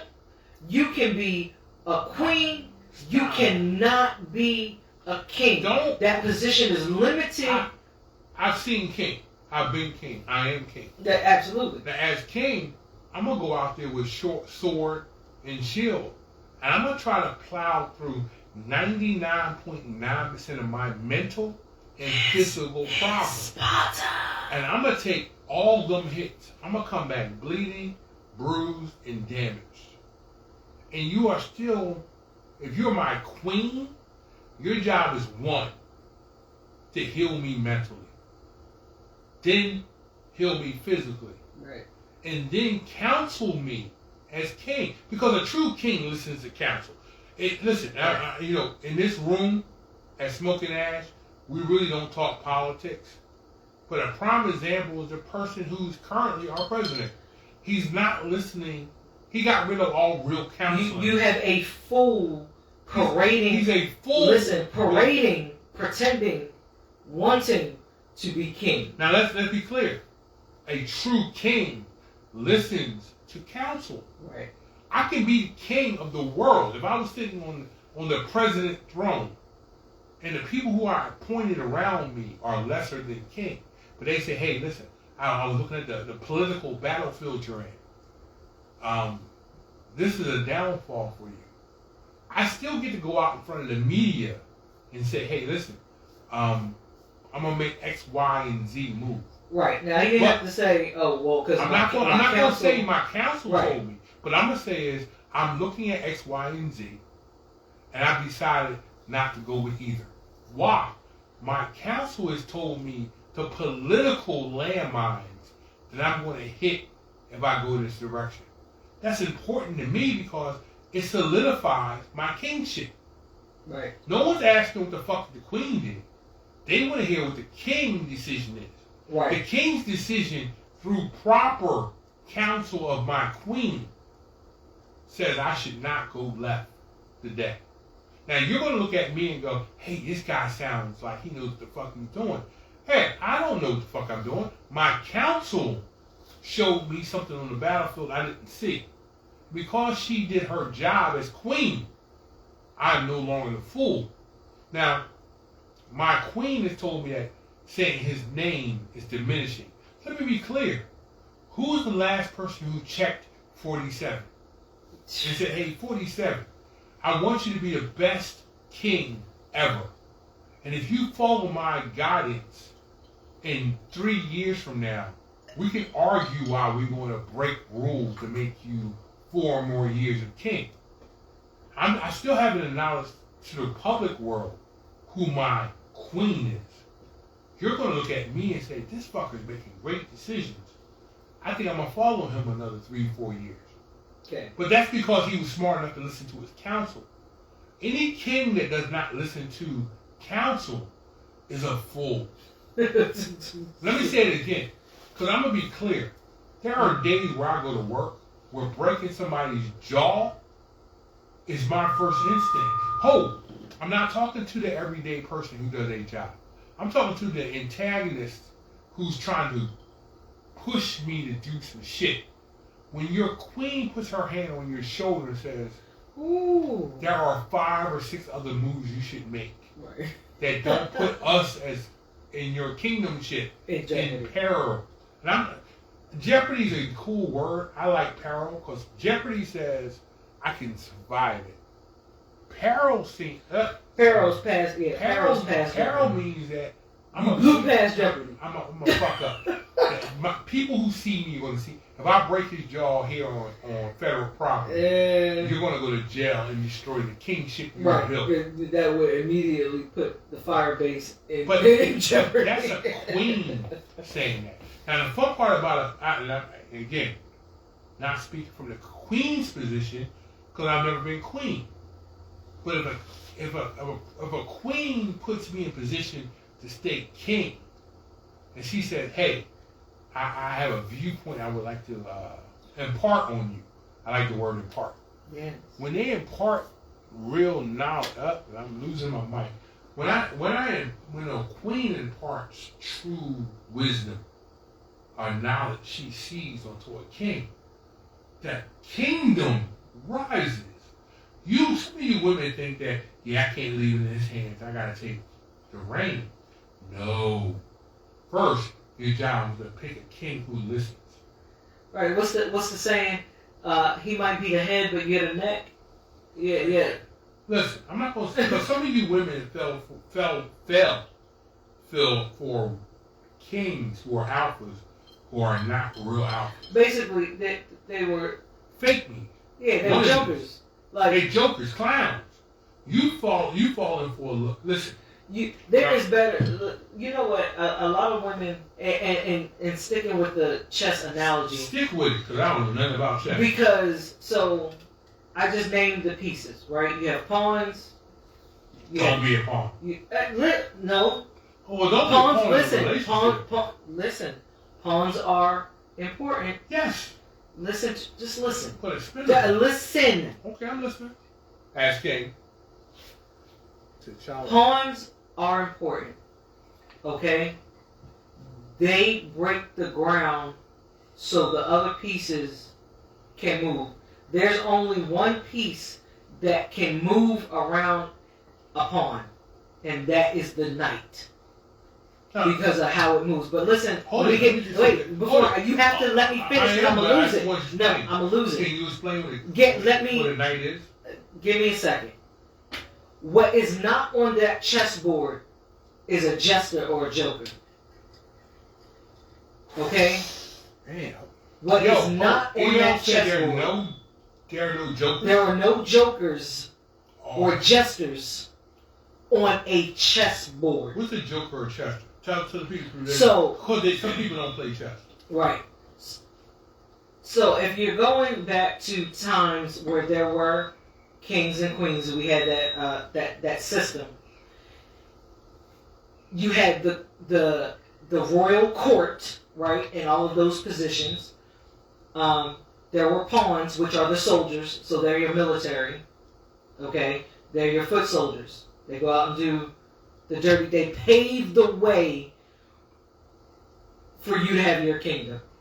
Okay, they're your front line. That's why they're in front of the royal court. They are your front line. Okay? Then, in the back, you have your knights, your generals of your soldiers. So, on the outside, you have your castle. That's your base. Right? Then you have your knights. They are over your pawns. Which is why the knight is the only piece that can move if a pawn has not moved yet. But back in the day, there were also they called them court jesters. They were for entertainment. They were the fools. There are no fools in the game of chess. And I think the problem that some women make is that they overlook a pawn. They will look down on a pawn because of his position, because he's not on the back court, not realizing, hey, if he makes it into a certain territory, he can change his position. But you chose the court jester, the joker, who's not even a part of the game. Time out. So let me. I hear you from the queen position, and some people who don't know me won't believe I have the ability to say the statement. So let me say it. Women, ladies, I'm not talking about y'all hoes. I'm not talking about y'all tricks. We're not talking about y'all low level. I'm not talking about low level. I suck his dick with my position chicks. I'm the prize. First of all, I heard a woman tell me once in a conversation she was the table. As king, my question is, as the table, first, what's on your table? Second, because I think someone it's not what's on your table. What is your table made of? Right. Don't take a joker and make him a king. You can't. He ain't even supposed to be in the game. Do you understand? That's the point. A joker is not even on the board. He's not even in the game. He doesn't understand the complexities of kingdom. Don't try to turn. Can't turn the hold up. Right now, what's up from pawn? What's up from pawn? So after you pass pawn, what you got left? So your pawn is your front line. What's up from pawn? Then you got your back row. Okay, so listen, whatever comes at the pawn, stop trying to turn him into a king. He ain't ready yet. Now hold it. That don't mean you're not a queen. Because I'm gonna say this, and I don't mean to hurt your feelings. All y'all women out there ain't queens. In our community, in our black community, yeah, I'm gonna say it. In the black community, some of you women believe that you're a king or a queen. No. Queen understands that there are places she can move to make the king greater. And some of you wannabe queens are trying to take pawns and present them as kings. That's a mistake. What did I say earlier? What did I say earlier? You cannot... A pawn can be turned into any piece except a king. If you are choosing, and some of you, and listen, let me be clear, because I've been on both sides of the lower part of this and the highest. Let's be clear. If you're making a baby with a pawn, stop waiting for him to become a king. He may never become a king, and if you keep expecting him to become a king, you're always disappointed. Which means you're going to sleep with more pawns, hoping that they become kings. Stop. I appreciate you, Biggie. And being a king don't mean that I come into your life and fix your life. Step one. Because a king can come into your life and realize be safe out there, bro. It's not fixable. Ladies, you decided to sleep with a pawn. You made a baby with a pawn. And now you're forever mad at every king that shows up because they're looking at you and saying, hey, my kingdomship is built on that you fall in line as queen and never challenge me as king. Because some women, and I'm not speaking about all, some women... Not challenge doesn't mean not provide counsel. Listen, there's a difference between challenging my kingdomship and being my king. You can't be my queen, my king. You're a queen. I need you to fall back and look at the battlefield I'm on. Because every king is fighting their own battles. Whether it's because they didn't have a father. And I'm speaking that from experience. So I'm going to go ahead and show you my own personal wounds underneath my armor. Since I was not raised by my father to be a king, And then if you come in my life and I say, yo, he's an injured knight, there's no clowning on that knight. A knight wants to make all the king moves. He just ain't got the title yet. You can take a knight and work with him, and he becomes king. A pawn is a lot longer route. And that means you found a pawn on the battlefield. That's a hard fought injured, battle. Wounded, hurt.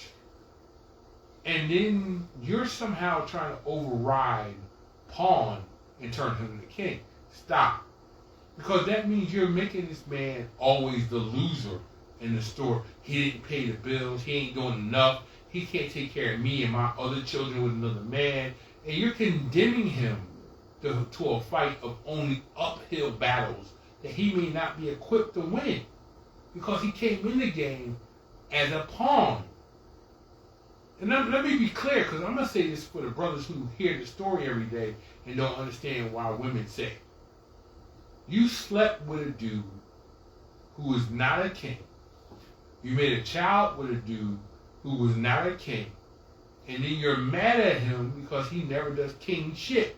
Or maybe you don't have any children. That's not always case in play. But I think when you say baby daddy who's not a king, you're setting him up always to be the reason why your life ain't better.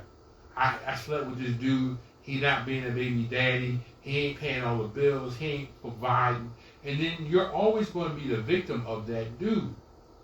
And the shameful part about it is he could be a hard-working pawn who will never reach king level because you're looking for the guy. And look, I've seen enough videos. I've seen enough alleged queens say, if he ain't 6 foot, he don't make 6 figures, he can't pay for my lifestyle. Well, when was he that dude? Because you slept with him when he was broke. You gave up the booty. Right. Like, yo, what you say? He wasn't wearing and sitting in the palace as the king on the throne when you rolled up. Let me say it again. You rolled up on a dude who you allowed to impregnate you, who you didn't see him capable when you got knocked up. Yeah, but I want to say children are not always in play, so that doesn't. I only say at play because legally, when you get at play, it becomes legal. No, I'm saying there can be relationships like that with no children involved. But there's no. See, the thing is, at that point, a female has no leverage. When there's no children and we don't work out, and you say I'm a bounce. No, what I'm saying is that can still be her viewpoint. That doesn't mean there are any, because I'm not discounting what you said. So I don't want it to sound like it's always a baby mama or a baby daddy situation. Yeah, sometimes, right. But my point is this: if you give a below level dude the kitty, and you make a baby, you now have the law on your side.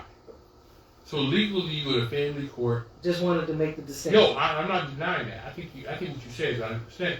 But I said when you don't have any children, it's a clean break. If you tell me you no longer want me, and there's no children involved, you go left, I go right. There's really no harm, no foul, other than the fact that you moved on. But the moment that you got the courts on your side because of the child. I'm just saying that sometimes that there is still that mindset, and there are no children involved. Maybe they don't want children. Maybe they can't have children. Oh. But that mindset is still that. But you get to move on when there's no children. You get to find the next guy to be the king if there's one that exists. But if I wasn't ever a king to start with, that's respectful as the pawn. Now you recruited me. I made a baby with you. I'm a pawn. And you're still expecting kingship. And you're always going to be able to remind me that I'm not providing you to be the best queen you can be because I'm a broke dude to start with. But you knew when you gave me the booty, I was broke. Right. Or you didn't give if you didn't give a F. Right. You're condemning me to be low level. And you get to go to everybody and say how I'm not taking care of you. Now let me flip the script. I'm listening to that. Or because sometimes if I've learned anything and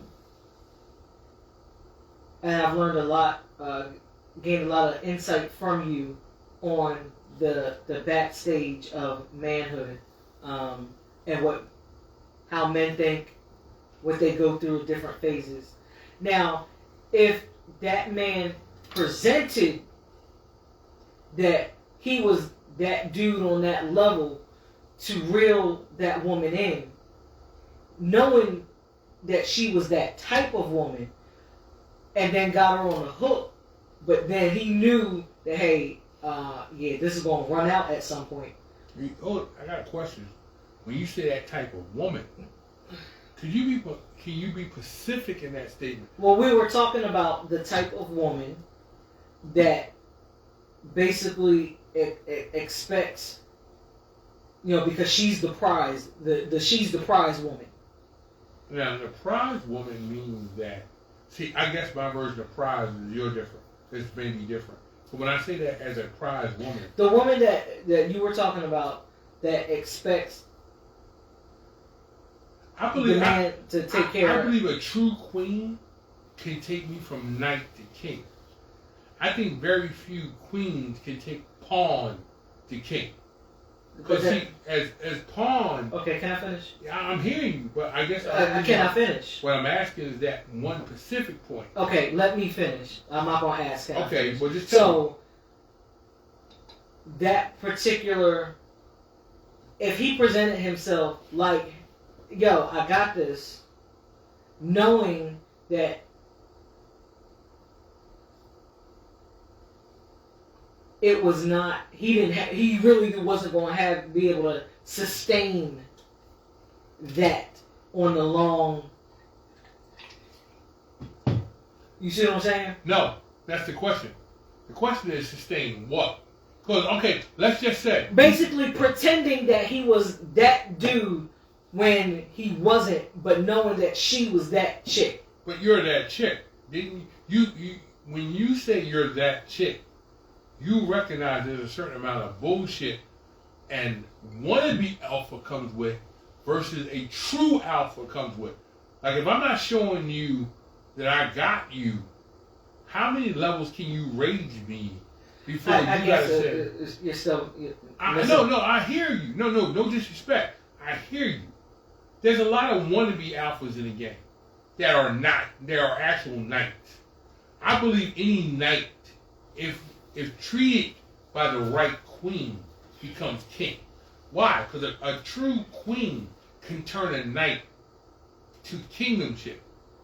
I don't believe. Well, I wasn't talking about the queen. I was talking about the chick that you were talking about. But the only power you have as queen is choosing who you allow yourself access to. Like if I'm a pawn, should I have access to you? I don't have the mental capacity tonight to really. Okay, so he don't have a hard day. My statement is this. Because you're still missing the point, and I don't. No, it's I not. don't have the patience tonight. I didn't miss to it. break down. My question is, can a queen turn a nobody pawn to king? Can it happen? But that's not who I was talking about, though. Who are you talking about? I was talking about the chick that is really not a queen, but she was looking for the king to be able to take care of, and he was presenting like he is that dude, so he could reel that chick in and keep her, knowing that he couldn't sustain that, and then when that runs out, and then she finds out, so it's like they both played each other. Yo, hold it, stop. I think that's tight. That's what I was. So I'm a pawn, and I meet a pawn. Right. And I took this pawn chick, and I'm trying to convince this pawn chick that I'm a king. And she's looking at herself as a queen, but she's a faux queen. She's a fake queen. Here's where I speak from knighthood upward. Okay. I believe a knight can turn a pawn. And some of you brothers who are hardcore will say, I'm gonna turn a hoe into a good girlfriend. Mm. Now, there's a very there's a very Didn't large, say wife. I'm gonna say Good there's a very girlfriend. large Okay. gap between good girlfriend and wife. Yes. And remember, Yes. I started out Woo! myself Okay. as a pawn. Right. So I'm gonna trick you to believing that you too. I'm gonna say, hey, I'm a pawn. I'm gonna fake my ass off as being a king. Mm-hmm. I'm gonna try to convince you to go from pawn to a solid knight. Right. Now, if a would be pawn can get you to knight, I think y'all have a hell of a relationship. Right. Now, here's where here's where I disagree. First of all, as a true king, you should not be trying to turn a pawn into a knight. You should recognize that pawns are pawns because you're an alpha male who's a king. Her position should really never go higher than girlfriend. Now, I've never, in my opinion, in my lifetime, I've reached 55. I've never seen a king turn a pawn into a queen, and it work. See. And I think that's the point. I could trick you to believe you're a queen, but it's short term. Now let's distinguish this. This does not mean where you come from. No. Right. No. I'm trying to distinguish for the people. No. This does not mean you're a pawn of where you come because of the neighborhood or family. It's the internal. It's the internal mindset. So, because there are some people who might look like they are a pawn on the outside, but have absolute. They know where they want to. They know that they're gonna cross into. Like, look, I'm just. All I need is an opportunity. I can put the work in, and I can go from looking like I was a pawn, but I've always had that internal queen. I've always known I was a queen, even though I may have been raised amongst pawns. Catch me. Now hold it. I think there's a moment what you said is a difference. I think there are hood rat women who have presented themselves as if they can reach a higher standard. Now let me flip that script only slightly. There are women who are not hood rat women who truly envision DJ Speed Rock, who envision themselves as queen, who have the mentality, if given the chance, will be queen. And if they meet the right king, who will nurture them into being queen, turn into an awesome kingdom. Right. Then you have those people that may have been born into the royal court who are absolute court jesters. Now, I'm gonna say this because I'm gonna speak from where I've stood and stand. I'm currently in a cool place of kingdomship. I believe that any king, once he reaches his height, has no problem with reinvesting. Thank you, Susie. Like our craft ice. Yo, that's what we got. Craft ice. Who will reinvest all his energy in turning his knight female into a queen. All she's waiting for is an opportunity and a person who's strong enough as a king to allow her and encourage her to put on that queen crown. Some of you women don't realize that you were never meant to be queen. You might have found a king, but even there are low-level kings out there like there are low-level anything. He may have made it to king. I'll take the royals for example. Queen Elizabeth was queen. Queen. Okay, she was always queen. And she was queen over many times. So she didn't have a doubt where she stood. But her husband, his title was not king. He was what? Duke. Duke. Right. And because he wasn't the line. Duke is at best. Right. In transference. Duke is only a knight. Now when I say only a knight, that's not to clown the knight, because a knight had to show courage. Yo, you need knights. Every kingdom needs a long list of knights. They have no ambition to be an alpha king because they take so much pride in being an earner knight. Right. And if I'm an earner knight, I mean that means I wake up, I go to work, I come home, I recognize you as my queen. And if you're a strong queen, you say, hey, I appreciate the title. I support my king fully. I still have some ambitions. Right. But those ambitions have nothing to do with tanking my king.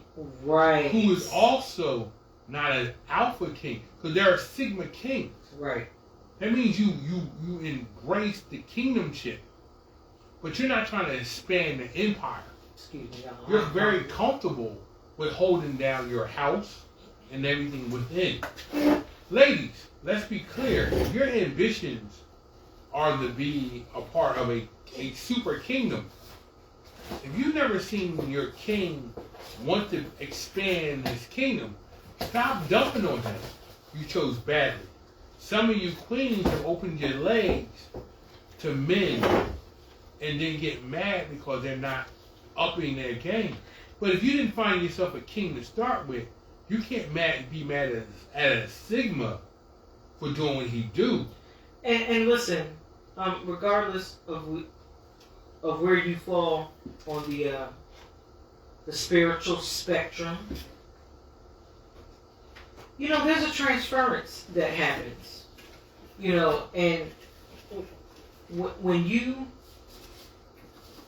join bodies with someone, and especially if they leave their life source fluids in you. Nut! I'm sorry. Especially if they leave their life source fluids in you. There's an exchange there, right? That, even if a child doesn't come into play, they have left something behind. You have also left something with them. And if they are in many spiritual realms, they call it soul ties. And if you don't do what you need to do to cleanse yourself from that, you don't know what traits of theirs that have been the traces that have been left behind that now mix in with whatever your issues were, because oftentimes it's not something good that they're leaving behind. Okay, so their trash is mixing in with your issues. I just want, because that's real. Heck yes, this is cold. Yes. Hey, Miss Deb. Yes, the cold pizza definitely is the bomb right now. Are you indulging?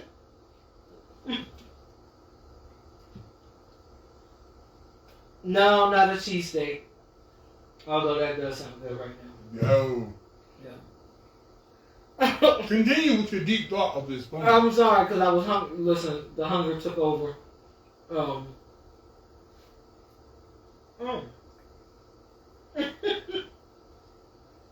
But yeah, so that I know. I'm sorry, but that plays. Stop letting bum brothers nothing. Like seriously. Stop letting. Honest to God. Yo, after listening to him, I'm gonna say something that a lot of you women have never heard, and a lot of brothers won't say. Let me be clear. I understand, as a single male who is young, I understand the one night stand. You got some needs, I got some needs. We hook up, and these. Right. The truth about it is, if a true woman says, "You don't get none of this without wearing a condom," that woman is saying, "Hey, I don't want to breed with lesser men. Okay? I'm not saying I'm not trying to get off. I'm not saying I'm not trying to take care of a need. Right. What I'm trying to say is I don't want to breed with lesser men. When a woman says to me, well, he didn't say he had a condom or he didn't do the thing, my argument is always with, you're the one who had to carry the life of another person for 9 months.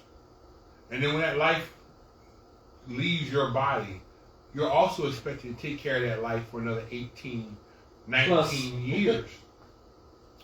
And then somehow you try to blame the guy. My question is, and my statement is this. We met at a club, bar, or event. I shot my shot. Whatever I said to you that night, I'm hoping that it was enough to get you to come back to my home, apartment, or what have you, and get you to enjoy sexual relations. The truth of this is 99% of all the repercussions land solely on the woman. If you say, hey, I'm getting an abortion, and the guy says, no, I want to have a kid, he really ain't got no say-so. If you say, I want to have an abortion, you have one. There's very seldom a place where the man goes, hey, I don't want a kid, and I also don't want to pay child support. Now, you get to spend the next 18 years yelling at the man because he's not providing for his kid that he didn't want. It's a one-night stand. And let's be clear. If you're over, and I'm going to say, I don't think EL is going to agree, but I'm going to say it. I believe that if you're over the age of 23, 22, you understand the consequences of a condomless man enjoying your body. At least you should. You should. Now, if you're 22 years old, 23, 24, and you don't understand the consequences. And if you don't, then somebody has failed you. Close your leg. Now, I'm not going to go so as far as to blame your parents, but somebody has failed you. 99% of all one-night stands that happen, you don't really know who they are. Susie said pink eye. Yeah, I mean, for real. A one-night stand does not give you deep understanding as me as a man. King, Alpha, Sigma, or what have you. You don't know me that well to create a life. And then spend the next 18 years disappointed that I don't do shit. You didn't vet me well before you opened your legs. And ladies, men, boys with heart, especially if they are still in their boy phase. Okay. Oh, there are men out there. Let me speak from my position. Okay, go ahead. Speak from your position. There are grown men who have never left their boy phase. There are chronological. There are 55 plus boys that are working their job right now, and they have no intention of ever leaving the boy phase. They still go to the club saying, "We're the bitches." Right. 55-year-olds who are going to clubs where the average age of a woman is 22, going, "Where are the bitches?" Yeah. None of them young girls gave him no booty because unless he paying all the bills, are going to become the title of sugar daddy. Them young girls ain't no interested in that old dick. And like, old dick if you're 23 years old. And listen, if you are, and I don't think a lot of females make the correlation between when you are ovulating and your level of horniness. That in the animal kingdom it would call being in heat. Oh. You are in heat because your body is saying, "Hey, I am at my prime point for breeding right now." And 99% of all men under 30 are always in heat. Right. They just want to be able to say, "I got laid last night." That's it. We're not even going to tell our homies what she looked like. Our statement is, "Yo, found shorty." Right. Listen, so my point is, when you are at the height of your horniness, that also probably means you are in peak ovulation. And you really need to slow yourself down. And see, these are the conversations that we need to have the older generations, women. we need to have these conversations, and it's not just, and we can't have just a surface conversation. Right, your job is equal. We can't have just a surface conversation. You have to give them, and I had to figure that out on my own, that part. Like, oh, I noticed, oh, okay. And so you have to be able, I used to tell my students when I was a counselor, 98% of your issues that are going to mess up your academics aren't academic related. They happen outside the classroom. They're social related. And when it comes to things that you can control, most of the time, it's your sex life, your relationship, your friendship zone, things that you can control. But especially when it comes to your sex life, if you can slow your brain down for 30 seconds, and that's at the minimum, I say 15. But if you can give, should I be breathing with it? Right. Listen, do I have, even if you decide to go forward with, I know he's hitting all the spots, the neck, and maybe his FaceTime, his tongue game is great. You need to slow yourself down. Give yourself 30 seconds. 30 seconds. And if there's no condom, there's no, you should be, give yourself that 30 seconds. What happens if I get knocked? Do I want to get knocked up by this dude? What if? And I'm telling you, there's at no point, you can be right up to head is at the door of the pussy curtain is open. Time out. Hold on, time out. Where is this pussy curtain? And how do we get it to work? The pussy curtain is open, also known as the inner lips. Time out. Time out. So, got me stuttering. I've been drinking and smoking Bohemian. Again, Susie said, that's why I have Bob. So let's keep it real. I think it's funny for some women. I think it's fun in today's world where women talk about having vibrators, the rose, and those other things that take the edge off. Now, what's funny is in my time, women's toys have had an evolution. Absolutely.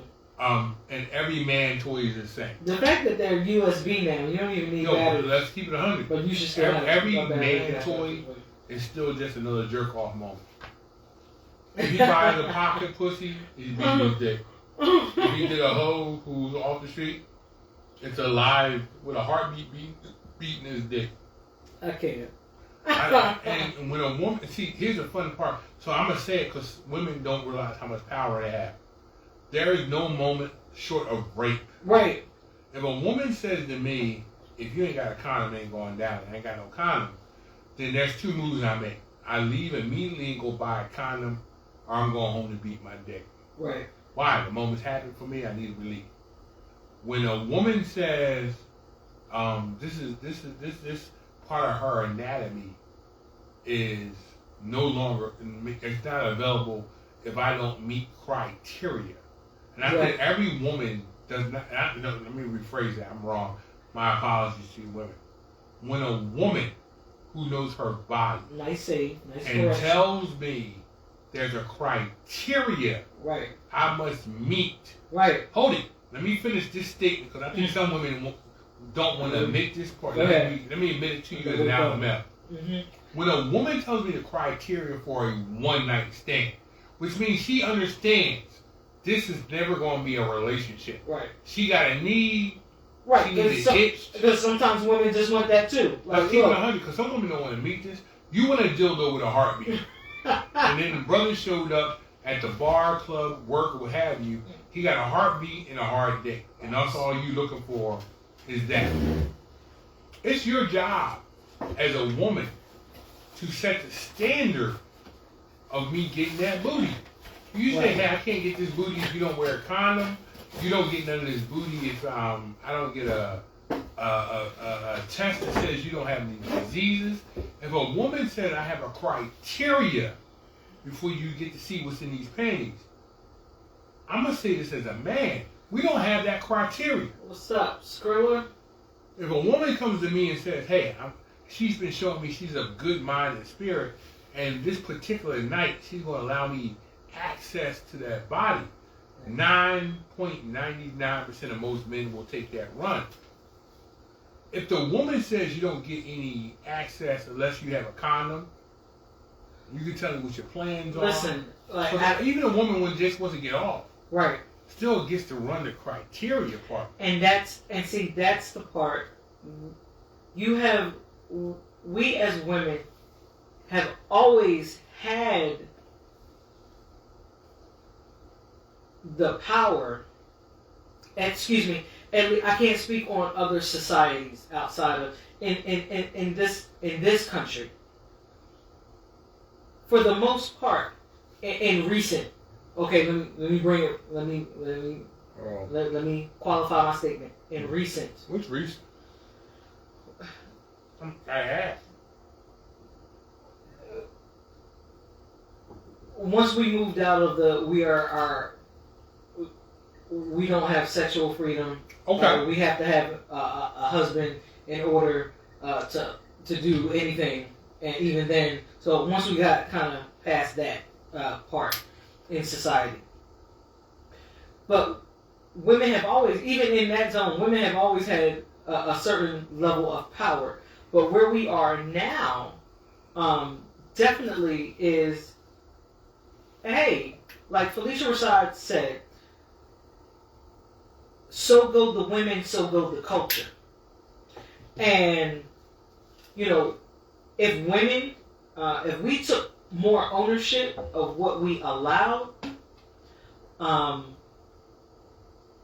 and set the rules, you'd be surprised where you can turn that head. So if you say, hey, I'm not necessarily wanting a relationship right now. I just want to get off, but here are the rules of that, because this is my body. Or if you say, you know what, I don't. This is all I want is some good head. I don't want any pen. I don't want your dick. I just want your mouth. You give those parameters, but even here are the parameters for that. I think, we talk about giving women the power to use their voices, but I think women also forget, you use your voice at work, you use your voice but you absolutely need to use your voice in the realm of your physical, spiritual, mental intimacy as well. So just because you're lonely doesn't mean that you shouldn't have standards. So you absolutely should say and understand how your body flows, physiologically. Call the shots. They'll fall in line. Ladies, I'm at a risk of giving out secrets to man world.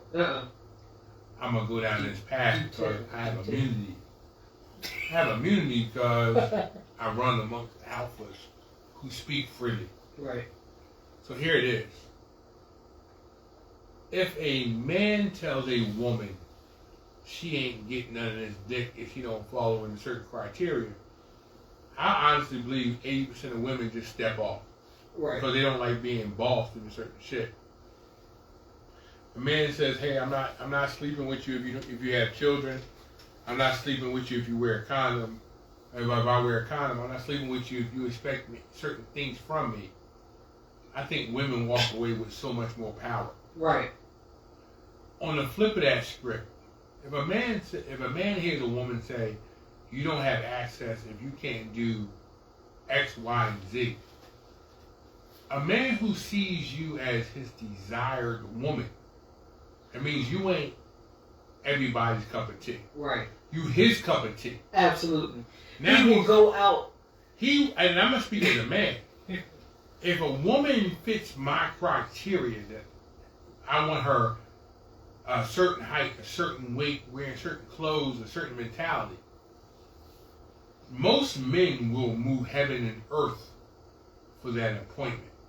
That means he's saying to himself, she told me that I won't have access if I don't wear a condom, if I don't have this kind of job, if I don't have this kind of home or apartment, whatever it may be, if I don't drive this kind of car. Most men will try to fulfill all your criteria for access. Now here's the dynamic part that women don't see. He's now got the job to afford the car, to get you the things that you said you needed to see to give us access. Now he's done it. You don't realize how many hoops you made him jump through for access. You almost never find that from male to female. If you show up already good looking, we in. If you show up with some knowledge or education, we in. Now, I've seen brilliant men with stupid women. Hell, publicly and privately. I forgot Susie. I'm sorry. Let me interrupt. So, Susie had made reference to the rack and shelf. Susie is one of our loyal. I like racks and shelves. So Susie has been with us since the beginning. So she's been here for every conversation. So we reference the rack and the shelf, and I said so. She forgot what is what. So the rack is your boobs. Oh, boobs. The shelf is your booty. Booty. And I was saying that because Susie said, she was a little All light. hell the booty. She was a little light in the boob game, which is her rack game. But I said to her, but you have a hell of a shelf. Like, you can put plenty L's on your shelf. Susie. You got a hell of a shelf, Susie. So that is what that is. Listen, y'all. This has been. It's 12:22. I know it was a little heavy tonight, but some heavy things. My sister going through what she's going through in losing her daughter, my niece. It's been a whirlwind of a weekend, and I'm grateful for you guys. I'm grateful for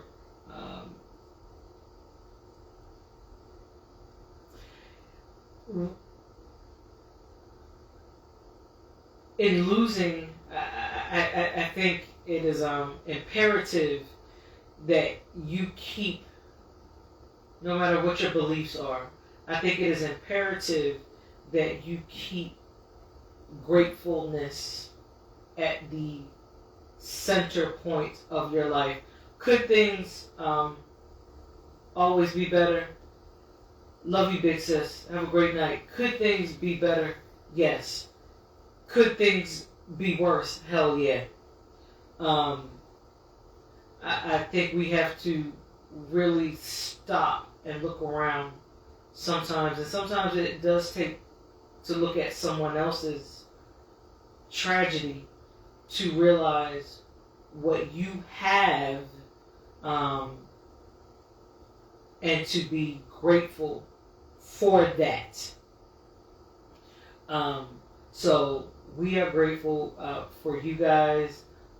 Thank you for being with us.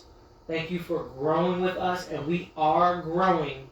We're going to rock this thing as far as we can rock it. And I thank you guys for being in on the ground floor with us. Thank you for getting your books. You can find them on Amazon.com and BarnesandNoble.com. You can also DM me for direct purchase of Beyond the Cracked Door and Black Jenny. I have sold out of the earrings.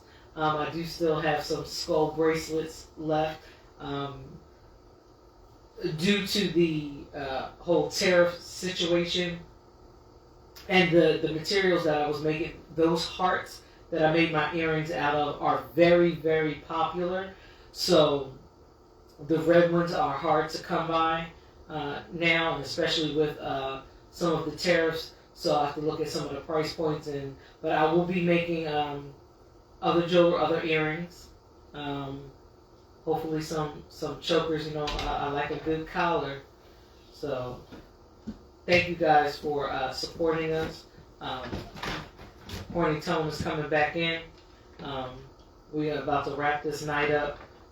Tone, what you got for closeout? So here's my closeout. Officially, been a long day. I've been doing lawns. Listen, look. I've been running with the. He was taking care of the kingdom. I was trying to run the kingdom. The king, groundskeeper. I'm gonna say this to y'all you women who are listening. Choose your kings and ask the right questions. Right. And ask real questions. Where do you see us if we get married? How do you feel about children? Right. Do you even want to be married? And don't be shy, because the decisions some of you women are making It's because you didn't are ask the question. lifelong decisions. Right. You didn't ask the question. If you don't ask that man, does he want children? Right. If you don't check his finances and see that they are real. Now, I ain't talking about this expensive date dinner shit. I'm talking about, hey, how do you handle... Because some of you women are over 30. I believe once you're over 30, why are you playing this exchange of money for booty? Because at the end of the day, and I speak as an older man, over at 55, it's not that we don't find you. We don't think that we. It's not that we don't find you desirable, but the male body, after working 20 years of a full-time job.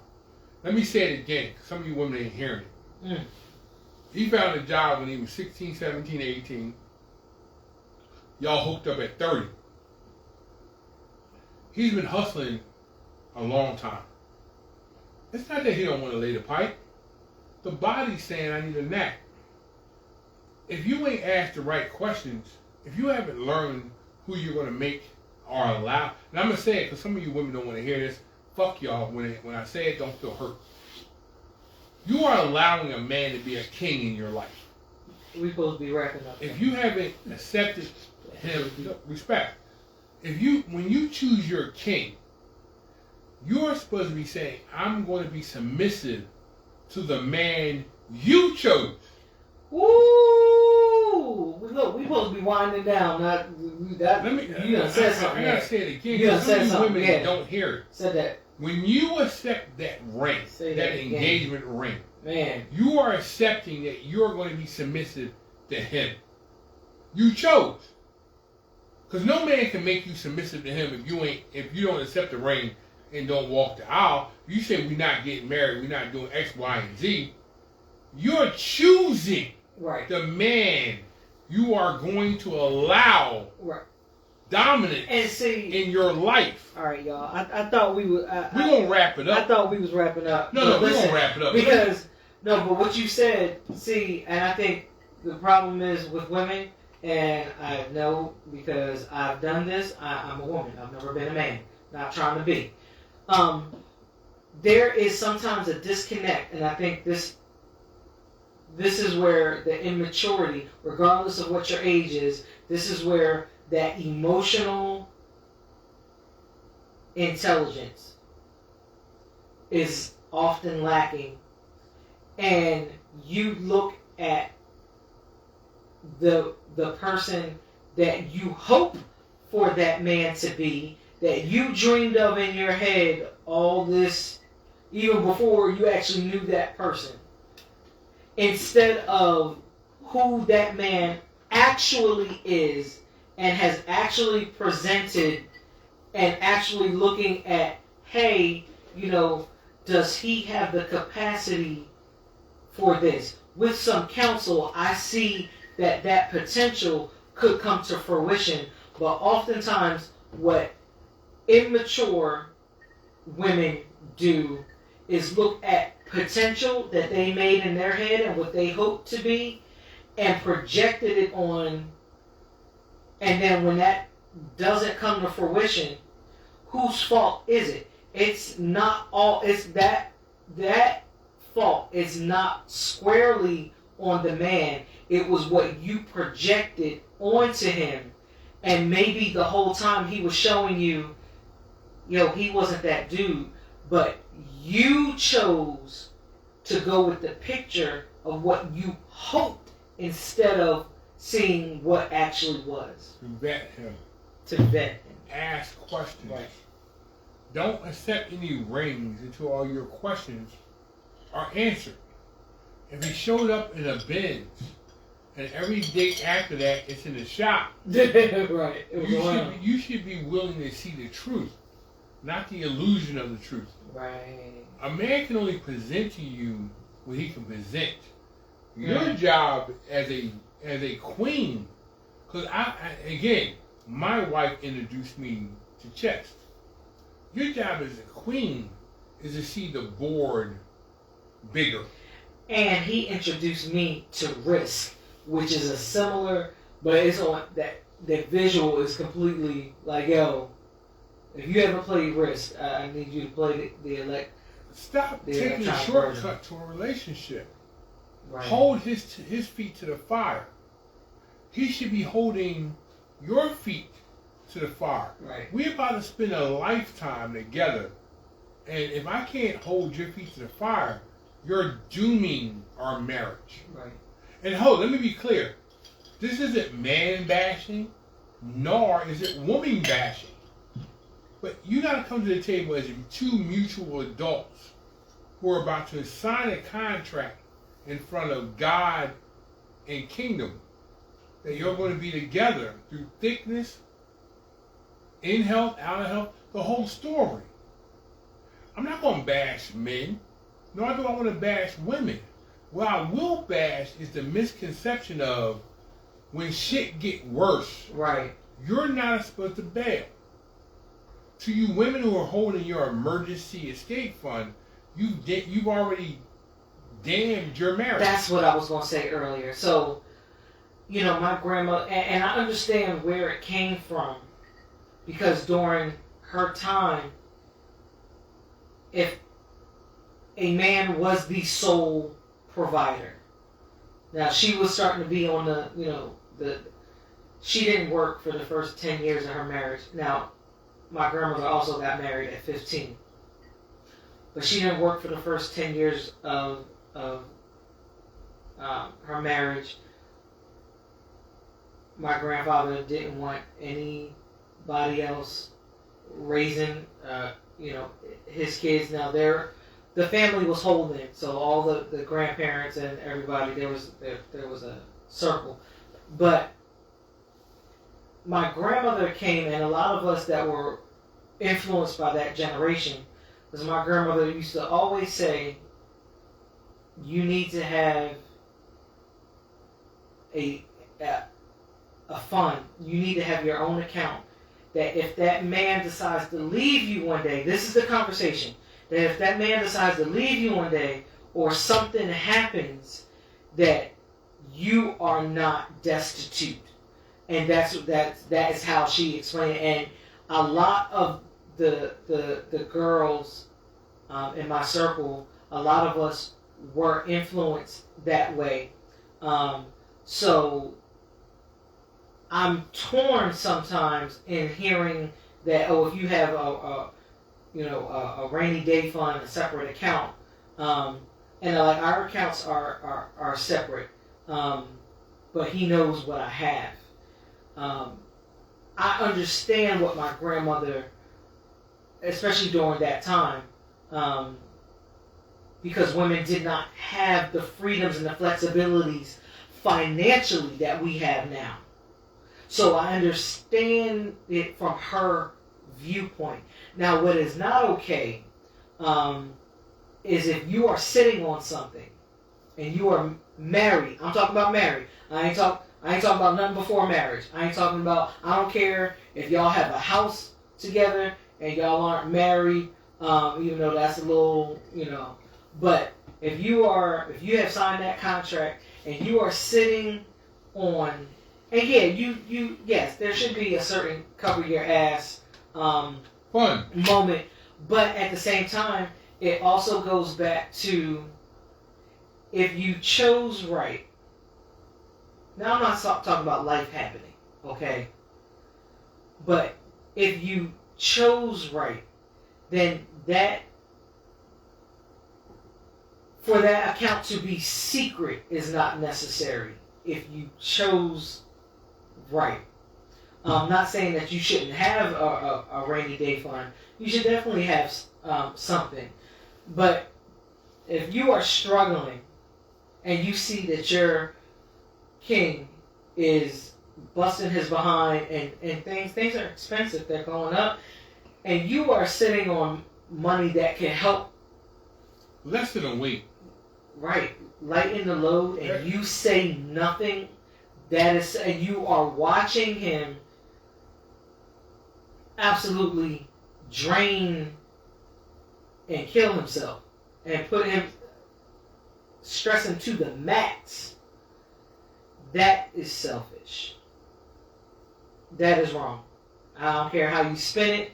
Oh well, if something happens, something has happened. This is the person that you chose. And you're watching, and you can help alleviate, and you don't, that's fucked up. But your hair is still tight, your nails are still tight, and you still expect him to do and give all that, and... A kingship can only go so far. Because a king can only fight a battle so long alone. If you ain't holding shield, if you ain't putting your money where your mouth is, if you got an escape plan, you doomed your marriage already, because you shouldn't go into a marriage already planning to escape. You should go into a marriage with the belief that it's going to last forever. Listen. And as cracks may show, you get to choose. And if you have that, in you, especially before you say I do, if you have that and you can't shake it, that is something that you absolutely, that's trauma. And that is something that you absolutely need to talk to your partner about, saying, look, it's not you. I see what you're about, especially if they've been proven. I see what you're about, but I can't shake this feeling of that something's going to happen. There's another... You really do need counseling. Like, you need to share that with your partner so he can understand, or they can understand, especially if it's a man, because they want to fix things. And they can't fix things that they don't know about. And if there's something that he can do to help you through that and to ease that, like, that needs to be brought to the forefront before you accept a ring, or even if you've accepted the ring, but before you get married, like, you know what, I need to deal with this, because that is a deep-seated issue that can most definitely cause, because at the first sign of trouble, when the world comes, you're going to be ready to run. So. We out. Yo, it's been smoking. Yo, we had a great night tonight. A little heavy tonight. We sliding into that 12, 14. Yeah. EL been up all day doing EL shit. Yeah. I've been out here doing horny tone shit. I've had a drink. I've smoked some ash. I've enjoyed this conversation. It's always a pleasure. I love the way these conversations go. I love it in actions. Yo, if y'all rock with us, we're gonna rock with y'all. We're gonna call it a night because EL gotta get some sleep.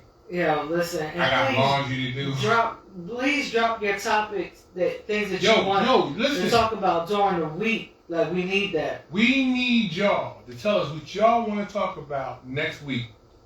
No topic is taboo. Whatever it is, we're going to hear you. We're going to talk about it.